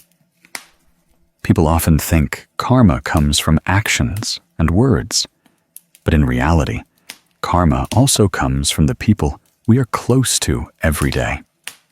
There are people who appear like gentle moonlight, bringing peace to the soul. But there are also people who, though doing nothing major, inadvertently sow dust into our lives, making us wander in confusion, not knowing why our hearts feel heavy. The Buddha taught that we don't need to hate anyone. Just know to keep a distance from those who bring more trouble to our minds. That is not selfishness, but knowing how to protect the peace we struggled so hard to attain. As we go through many seasons of life, we will realize that most hurts don't come from strangers. They come from people we once trusted, were close to, and thought would never make us sad. But the human heart is like water, calm yet deep, still yet vast, difficult to see through. There are people with very kind smiles, but their minds are full of schemes. There are people whose words sound very sweet, but their actions keep us awake many nights. There are people who do nothing specifically bad, but their presence always brings trouble. We don't hate them, but the closer we are to them, the more our minds feel polluted. The Buddha pointed out 4 types of people that when we interact with them frequently, our inner life is easily disturbed. It's not because they are bad people, but because they haven't learned to reflect on their own minds. When their minds are not clean, their karma is not light. The energy they carry inadvertently makes our minds uneasy. The first type are those who frequently talk about others' faults. People who like to look at others' flaws are like carrying a magnifying glass to enlarge every mistake around them. When near them, we are easily drawn into a vortex of judgment, gossip, and criticism. Their minds are like murky water. Anyone who steps into it also becomes murky. Those who often speak of others' faults always harbor dissatisfaction within. They talk about others, but in reality, they are exposing the lack of peace within themselves. If we let ourselves be drawn in, we will lose our compassion and inherent tranquility. The second type are those who are superstitious with wrong views. Their minds lean towards fear more than wisdom. They believe in things that lead them further away from clarity, making them act out of confusion rather than understanding. Being near them for a long time, we are also easily influenced, easily becoming anxious, uneasy, living in a state dominated by invisible forces. They are not bad people, but their inner world lacks light. So if we are not firm, that darkness will cover our minds. The third type are those with sweet mouths, but malicious hearts. They know how to speak words that please us, know how to use sweetness to win favor, know how to wear a kind exterior to hide what they want to achieve. We are easily attracted to them by the softness of their speech. But when we look deeper, we will realize that deep within is exploitation, self-interest, or things that will hurt us later. They are the kind of people who immerse us in a comfortable feeling. Then, suddenly, we realize we have given too much trust to an unworthy person. The fourth type are those who are idle and live uselessly. They drift through life without purpose, without ideals. Their days pass without making their minds better or benefiting life more.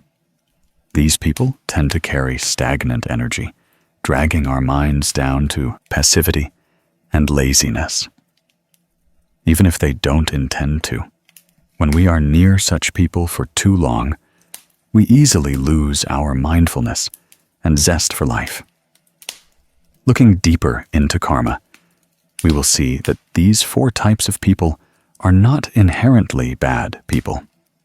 They are simply living with untransformed seeds. They are being led by their own karma. We do not have the right to judge them, but only the responsibility to keep our hearts from being harmed by that energy. Keeping a distance is not turning away, but setting a healthy boundary so that our minds are not drawn into the cycle of things that exhaust us. In life, some people come as lessons for us to grow. They don't do anything outrageous, but their presence makes us reflect on ourselves. Some come to test our trust. Some come to teach us to let go. Some come to show us the value of peace. And some come to help us understand that not everyone deserves to enter the deepest part of our hearts. Speaking of which, perhaps we should tell a story.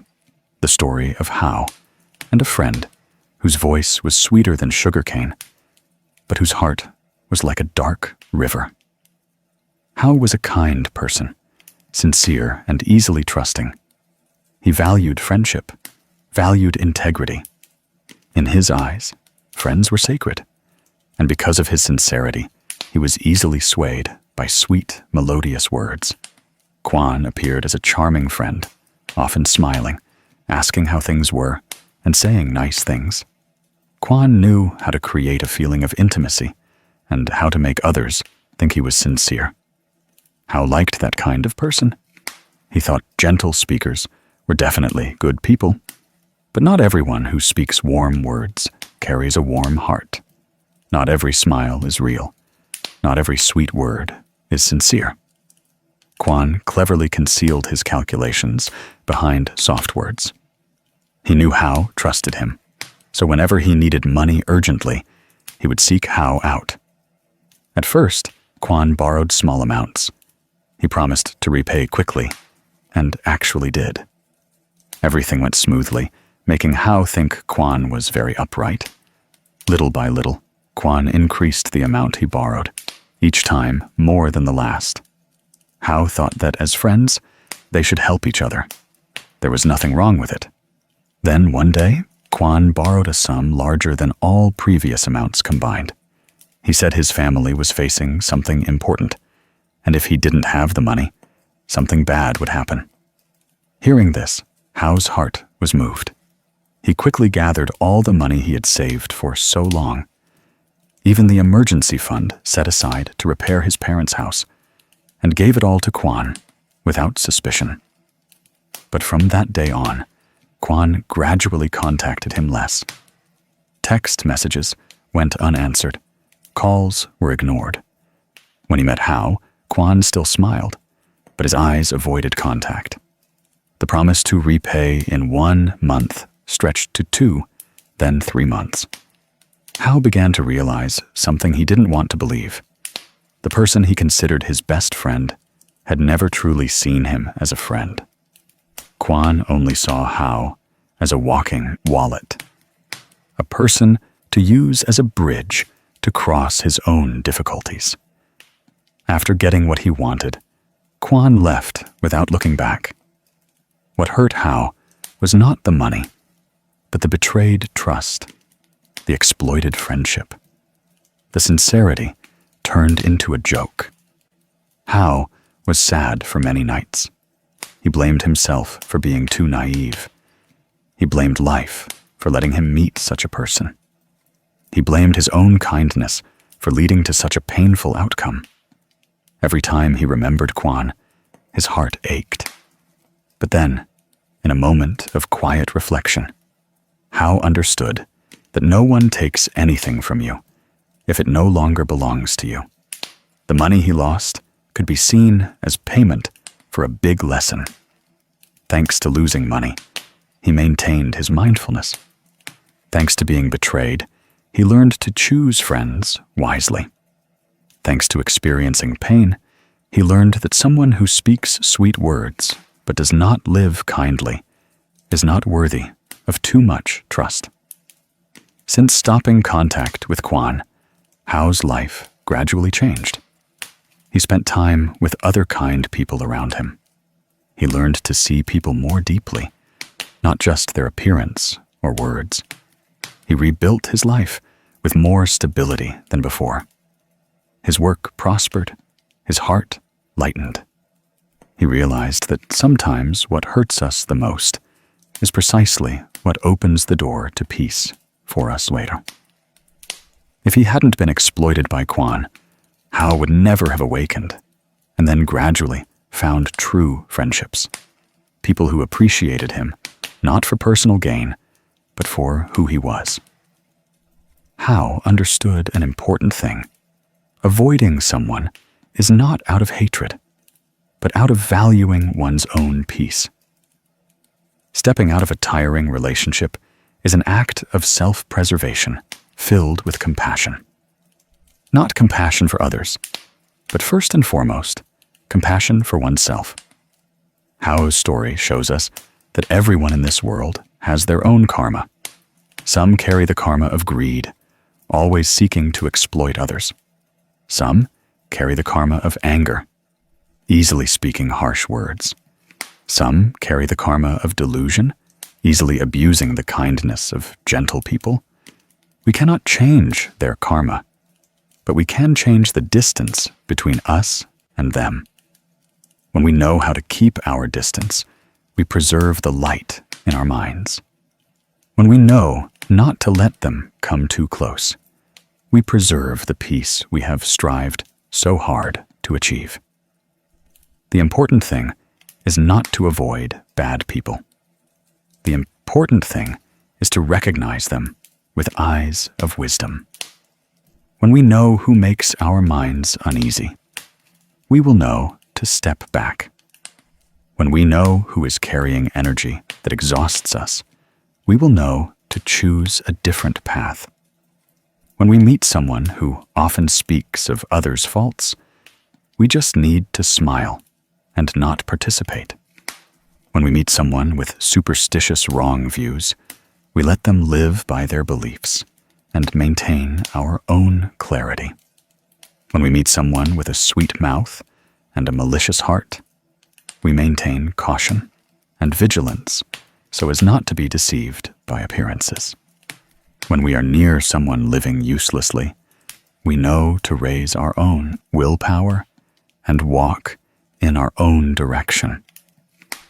In the process of growing up, we will realize that what we need is not to have many people around us. What we need is to have the right companions, people with whom, when we sit, our hearts feel light, people with whom, when we talk, our wisdom is illuminated, people with whom, when we share, our hearts expand. Such people are not many, but just one or two are enough to make our lives much more beautiful.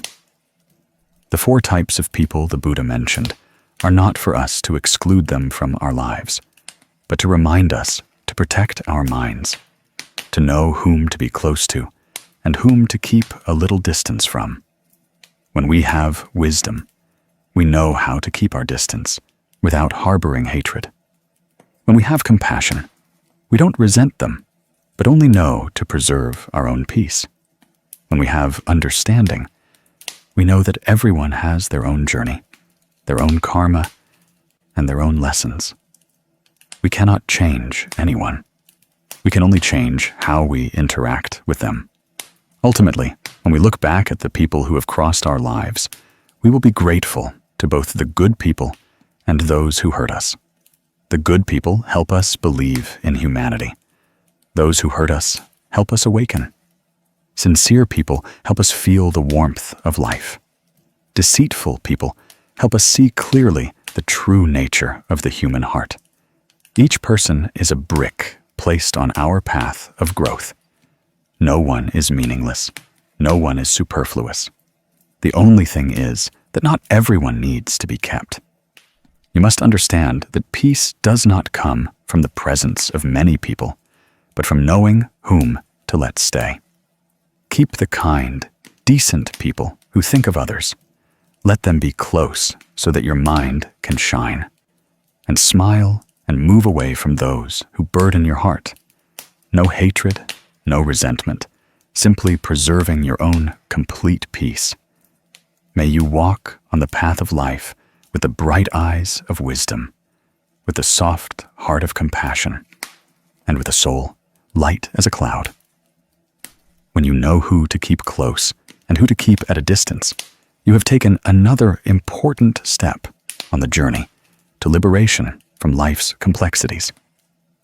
There's an old teaching that every time I recall, I feel as if a door gently opens in my heart, washing away layers of vexation. It says that this human life is like a grand classroom, where every event is a lesson, every person is a teacher, and every joy or pain carries within it a meaning for us to learn how to return to ourselves. When we look at life with such a calm perspective, we no longer see someone coming to harm us, but understand that they come to teach us something necessary for our journey. From that moment, our minds lighten a bit, our resentment diminishes a bit, and our hearts begin to open a vast space for compassion and peace to blossom. Looking back at life, we will see paths that seemed very dark, faces that appeared only to hurt us. There were events that felt like challenges pushing us to give up. But once we pass through them, we understand that everything has a purpose. No wound comes meaningless, and no one enters our lives without bringing a lesson specifically for us. Those who love us help us appreciate and be grateful for life. Those who hurt us help us temper our courage, making our hearts more resilient. And those who treat us badly help us repay some of our own karmic debts, so that our minds are lighter and our path in life brighter.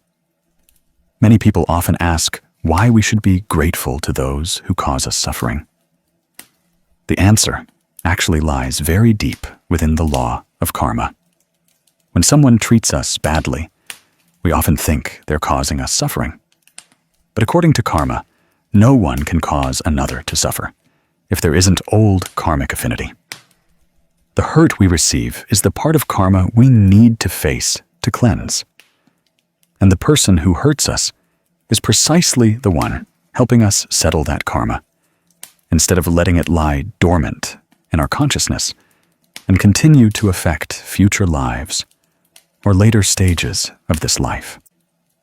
Recognizing that, we will learn to gently let go of resentment, to understand that they are not bad people, but they are just playing a different role on the stage of karmic affinities in our lives. When the curtain of life closes, both we and they return our roles to each other. And the most important part that remains is the inner growth of our minds. Human life has misunderstandings that we don't see clearly when we are in pain. We think that if someone makes us we must avoid them with resentment. We think that if someone betrays us, we must hold on to anger to protect ourselves. We think that harsh words or insults are proof that we are not good enough.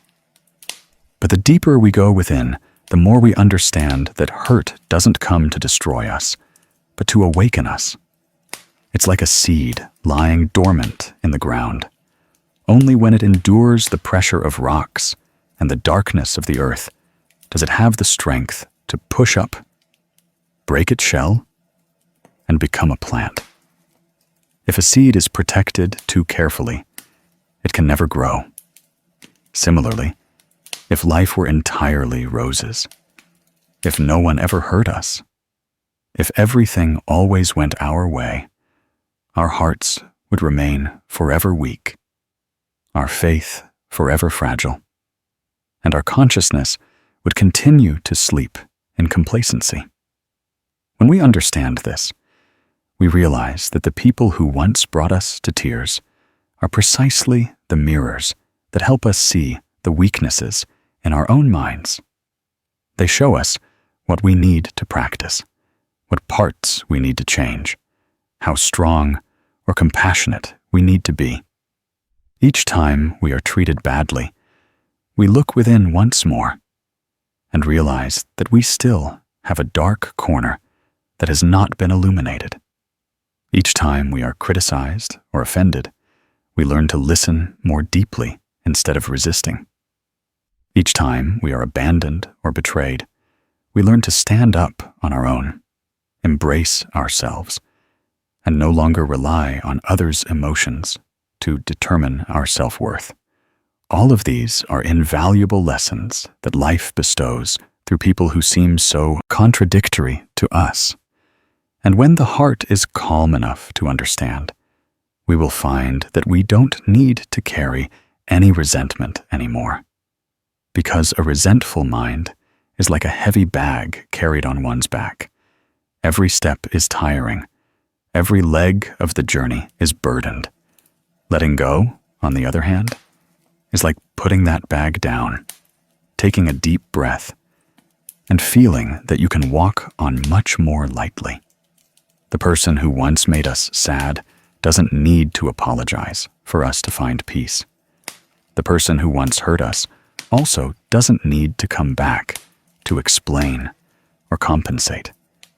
Peace is a gift we give ourselves. When we understand that the karmic affinity for that event has been fulfilled, that the lesson has been learned. We can close the old chapter and move on to a new one. Then, when we look at everything with a grateful heart, everything suddenly becomes lighter. Grateful because those who loved us helped us learn how to open our hearts. Grateful because those who hurt us helped us learn how to be strong. Grateful because those who treated us badly helped us repay some debts that, without them, we might have carried for a long time. And grateful to ourselves for being patient and resilient enough not to give up in the face of those challenges. From then on, we begin to live a lighter life. We no longer react too strongly to negative things. We no longer see anyone who is bad to us as an enemy. We no longer expect too much from others and then become disappointed. We understand that everyone has their own burdens, and if we just keep our minds at peace, everything around us will naturally follow. We practice living a little slower to hear our inner voice. We practice speaking kinder words so as not to sow more karma into life. We practice looking at everyone with compassion because everyone is carrying pains that we cannot see. And we practice loving correctly so that our hearts are not bound by anything that causes us suffering anymore. Ultimately, we learn that when the heart is kind, life is peaceful. When the mind is clear, the path opens. When the mind is compassionate, karma resolves itself. Life is no longer a series of competitions or endless searches, but a journey back to inner peace. We don't need to strive to be perfect in the eyes of others. Simply becoming the kindest, most decent, and clearest version of ourselves is enough for a life worth living. So, I wish you on this journey to always keep your heart soft, yet resilient. I wish you to know what to let go of and what to hold on to. I wish you enough clarity not to be drawn into things that cloud your mind. And I wish you always have enough compassion to see life more lightly, understand people more deeply, and look at yourself with more love. Amidst life's many changes, may you always find a peaceful haven to dwell in whenever you are tired. Because when there is enough inner peace, the outer world naturally becomes gentle. There is one thing that, upon hearing it, anyone would find difficult to accept, difficult to believe, and difficult to do. That is to place your hand over your heart and say with true sincerity that you are grateful to those who once caused you pain. That statement sounds like a paradox of life. For who would be grateful to someone who once hurt them? But the longer we live, the more we experience the ups and downs of karmic connections. The more we encounter life's challenges, the more we understand that in those turning points where we thought we couldn't get back up, there were often people whom we once hated, resented, and didn't want to remember. And strangely enough, when we finally understand, we realize that they actually contributed to helping us grow, helping us become stronger, helping us see through ourselves, helping us choose a better path. They never knew they did that for us, but life operates in such a miraculous way. The person who made us cry is sometimes the very one who pushed us onto the path of awakening. Someone once said that in every wound there is a hidden reminder, a reminder to pause, look within, and listen to what we refused to hear before. A reminder that our minds have been too deeply immersed in expectation and clinging. A reminder that we have given others too much power to dictate our emotions. and also a reminder that to grow, we must learn to stand upon that very wound, rather than just sitting there, blaming heaven and earth. In Buddhist teachings, one thing that is often mentioned is the role of adverse conditions. There are things that hurt us to the point where we think we cannot bear them, but they are precisely the material that helps us train our willpower, patience, and wisdom. There are people we consider enemies, but they are actually bringing us important life lessons. If there were only favorable conditions, if only gentle and kind people crossed our lives, we would never see our true limits. Only when we experience great impacts do we see how we need to change, how to stand up, and how strong we need to become. According to karma, everyone who enters our lives has a reason. Some stay to accompany us. Some leave to remind us to let go. Some treat us well to sow wholesome connections, and some hurt us to repay a debt, or for us to repay a debt. Not everyone who hurts us is bad. Not everyone who harms us has malicious intent. Some hurt us because they are ignorant. Some hurt us because they themselves are victims of past karma. Some cause us pain, so we have a chance to look at ourselves again. And some cause us suffering to help us move faster towards the shore of peace. When we understand this, we will no longer view hurts as an injustice, a curse, or a punishment. We will see in them a lesson, a karmic affinity, and an awakening. Without it, our path of consciousness would slow down considerably. Sometimes we would remain stuck in a place we thought was safe, but was not suitable at all. Only when pushed out of our comfort zone are we forced to grow. The story of Mr. Tai is a clear illustration of this. Mr. Tai was a gentle, diligent, and dedicated young man. When he first joined Mr. Kai's machine shop, he was quite clumsy and inexperienced. The world of machines, sharp screws, and the sound of grinding metal was not easy for a newcomer. And Mr. Kai, the head of the workshop, was a straightforward person to the point where sometimes anyone listening would feel uncomfortable. His voice was loud, his words sharp, and his gaze was always stern.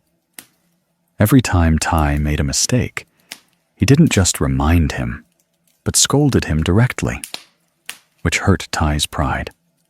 Sometimes he said things that made Tai feel worthless. Many times, Tai went home, sad and speechless. During dinner, his mother looked at her son and felt pity. He thought about quitting many times, believing that his boss didn't like him, didn't respect him, and even looked down on him. But each time he was about to decide to quit, he thought of his family's income and his dreams.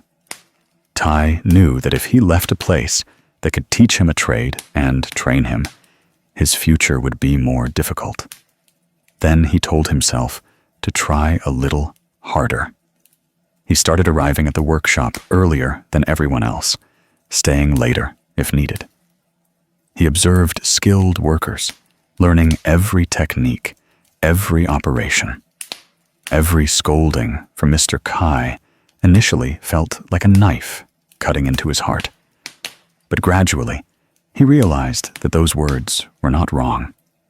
They were just too true, too direct, and too strong.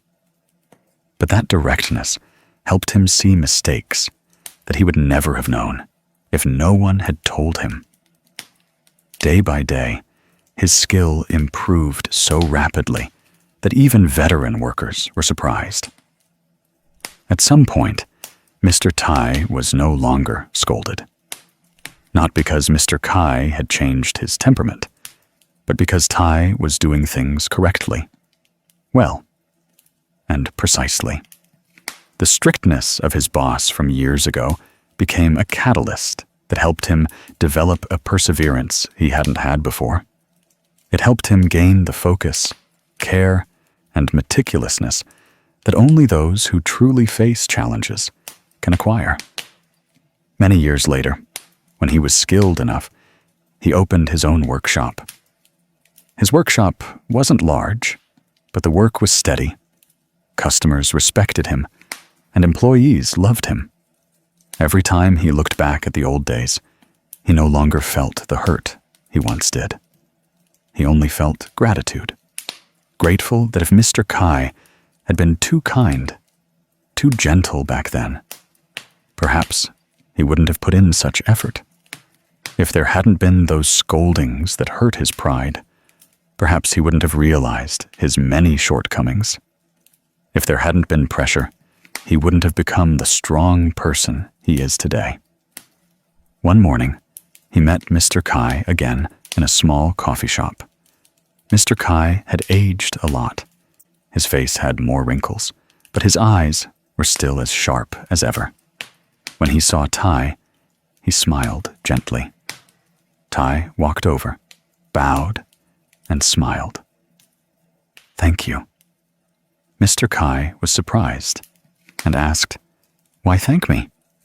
Tai simply replied, "If it weren't for those days of being yelled at to the point of wanting to quit, if it weren't for those times of being corrected until my face turned red, I wouldn't be where I am today." Mr. Kai laughed and said, "Back then, I just thought simply that I wanted you to do a good job. But that very simplicity became the karmic affinity that helped Tai grow."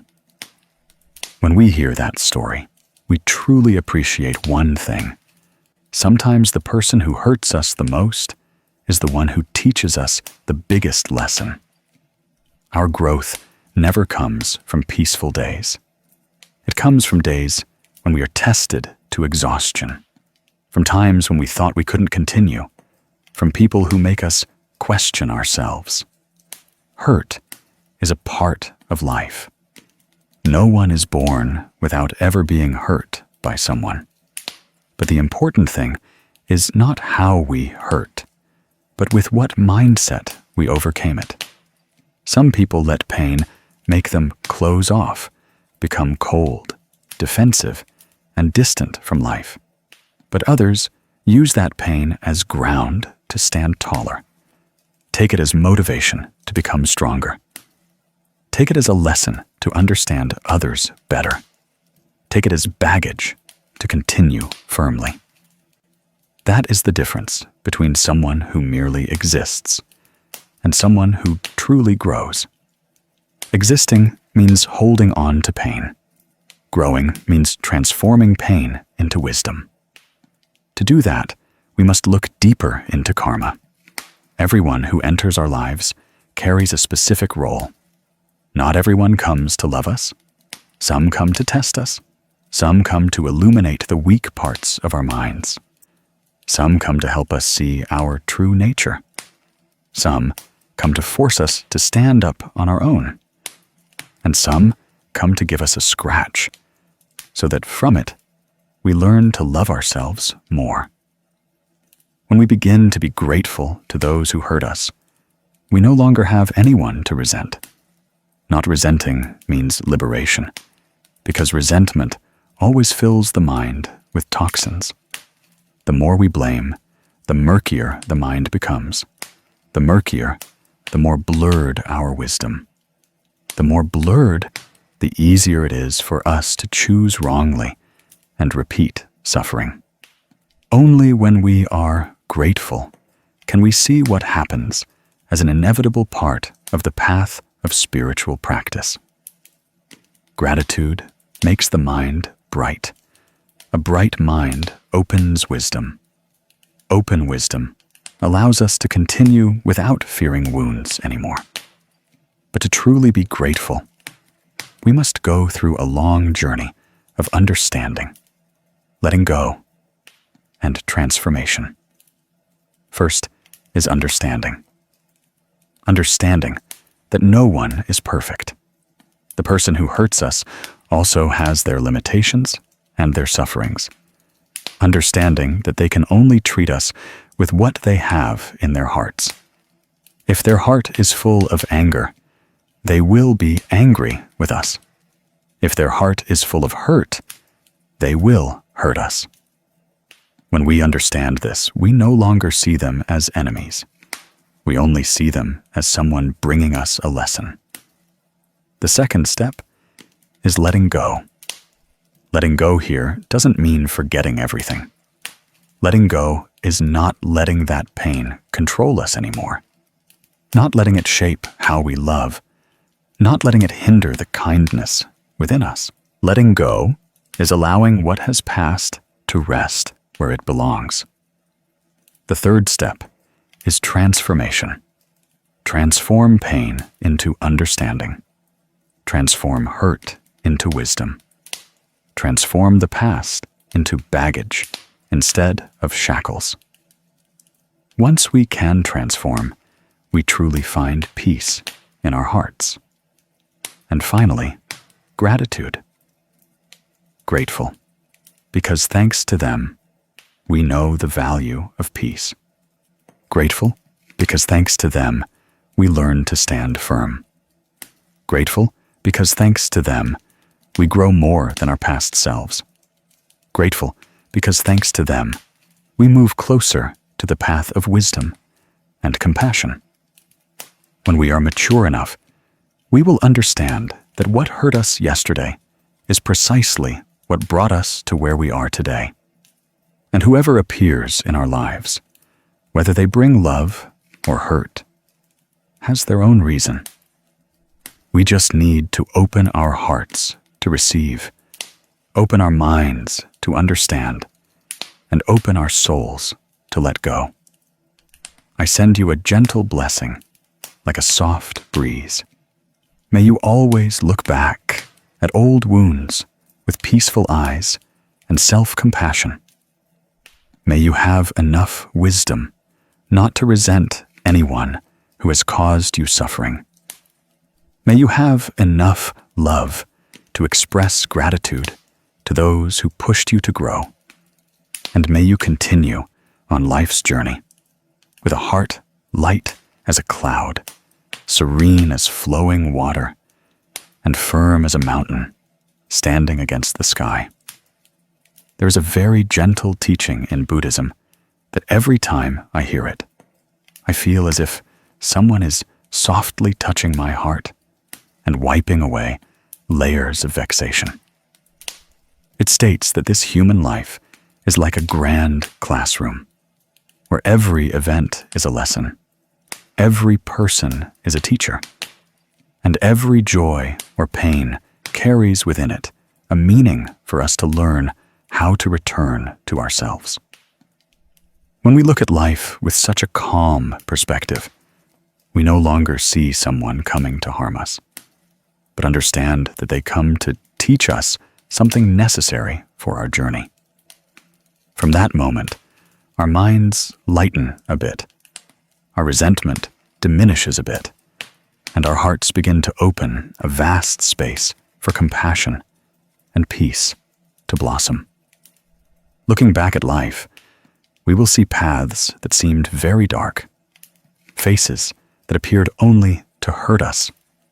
There were events that felt like challenges, pushing us to give up. But once we pass through them, we understand that everything has a purpose. No wound comes meaningless, and no one enters our lives without bringing a lesson specifically for us. Those who love us help us appreciate and be grateful for life. Those who hurt us help us temper our courage, making our hearts more resilient. And those who treat us badly help us repay some of our own karmic debts, so that our minds are lighter and our path in life brighter. Many people often ask why we should be grateful to those who cause us suffering. The answer actually lies very deep within the law of karma. When someone treats us badly, we often think they are causing us suffering. But according to karma, no one can cause another to suffer if there isn't old karmic affinity. The hurt we receive is the part of karma that we need to face to cleanse. And the person who hurts us is precisely the one helping us settle that karma, instead of letting it lie dormant in our consciousness and continue to affect future lives or later stages of this life. Recognizing that, we will learn to gently let go of resentment, to understand that they are not bad people, but they are just playing a different role on the stage of karmic affinities in our lives.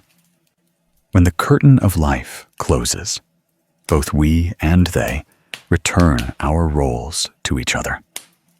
And the most important part that remains is the inner growth of our minds. Human life has misunderstandings that we don't see clearly when we are in pain. We think that if someone makes us sad, we must avoid them with resentment. We think that if someone betrays us, we must hold on to anger to protect ourselves. We think that harsh words or insults are proof that we are not good enough. But the deeper we go within, the more we understand that hurt doesn't come to destroy us, but to awaken us. It's like a seed lying dormant in the ground. Only when it endures the pressure of rocks and the darkness of the earth does it have the strength to push up, break its shell, and become a plant. If a seed is protected too carefully, it can never grow. Similarly, if life were entirely roses, if no one ever hurt us, if everything always went our way, our hearts would remain forever weak, our faith forever fragile, and our consciousness would continue to sleep in complacency. When we understand this, we realize that the people who once brought us to tears are precisely the mirrors that help us see the weaknesses in our own minds. They show us what we need to practice, what parts we need to change, how strong or compassionate we need to be. Each time we are treated badly, we look within once more and realize that we still have a dark corner that has not been illuminated. Each time we are criticized or offended, we learn to listen more deeply instead of resisting. Each time we are abandoned or betrayed, we learn to stand up on our own, embrace ourselves, and no longer rely on others' emotions to determine our self-worth. All of these are invaluable lessons that life bestows through people who seem so contradictory to us. And when the heart is calm enough to understand, we will find that we don't need to carry any resentment anymore, because a resentful mind is like a heavy bag carried on one's back. Every step is tiring. Every leg of the journey is burdened. Letting go, on the other hand, is like putting that bag down, taking a deep breath, and feeling that you can walk on much more lightly. The person who once made us sad doesn't need to apologize for us to find peace.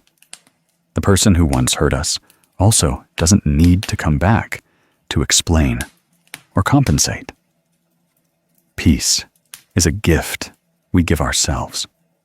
When we understand that the karmic affinity for that event has been fulfilled, that the lesson has been learned, we can close the old chapter and move on to a new one. Then, when we look at everything with a grateful heart, everything suddenly becomes lighter. Grateful because those who loved us helped us learn how to open our hearts. Grateful because those who hurt us helped us learn how to be strong. Grateful because those who treated us badly helped us repay some debts that, without them, we might have carried for a long time. And grateful to ourselves for being patient and resilient enough not to give up in the face of those challenges. From then on, we begin to live a lighter life. We no longer react too strongly to to negative things. We no longer see anyone who is bad to us as an enemy. We no longer expect too much from others and then become disappointed. We understand that everyone has their own burdens, and if we just keep our minds at peace, everything around us will naturally follow. We practice living a little slower to hear our inner voice. We practice speaking kinder words so as not to sow more karma into life. We practice looking at everyone with compassion because everyone is carrying pains that we cannot see. And we practice loving correctly so that our hearts are not bound by anything that causes us suffering anymore. Ultimately, we learn that when the heart is kind, life is peaceful. When the mind is clear, the path opens. When the mind is compassionate, karma resolves itself.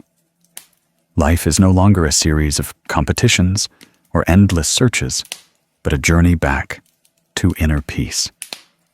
We don't need to strive to be perfect in the eyes of others.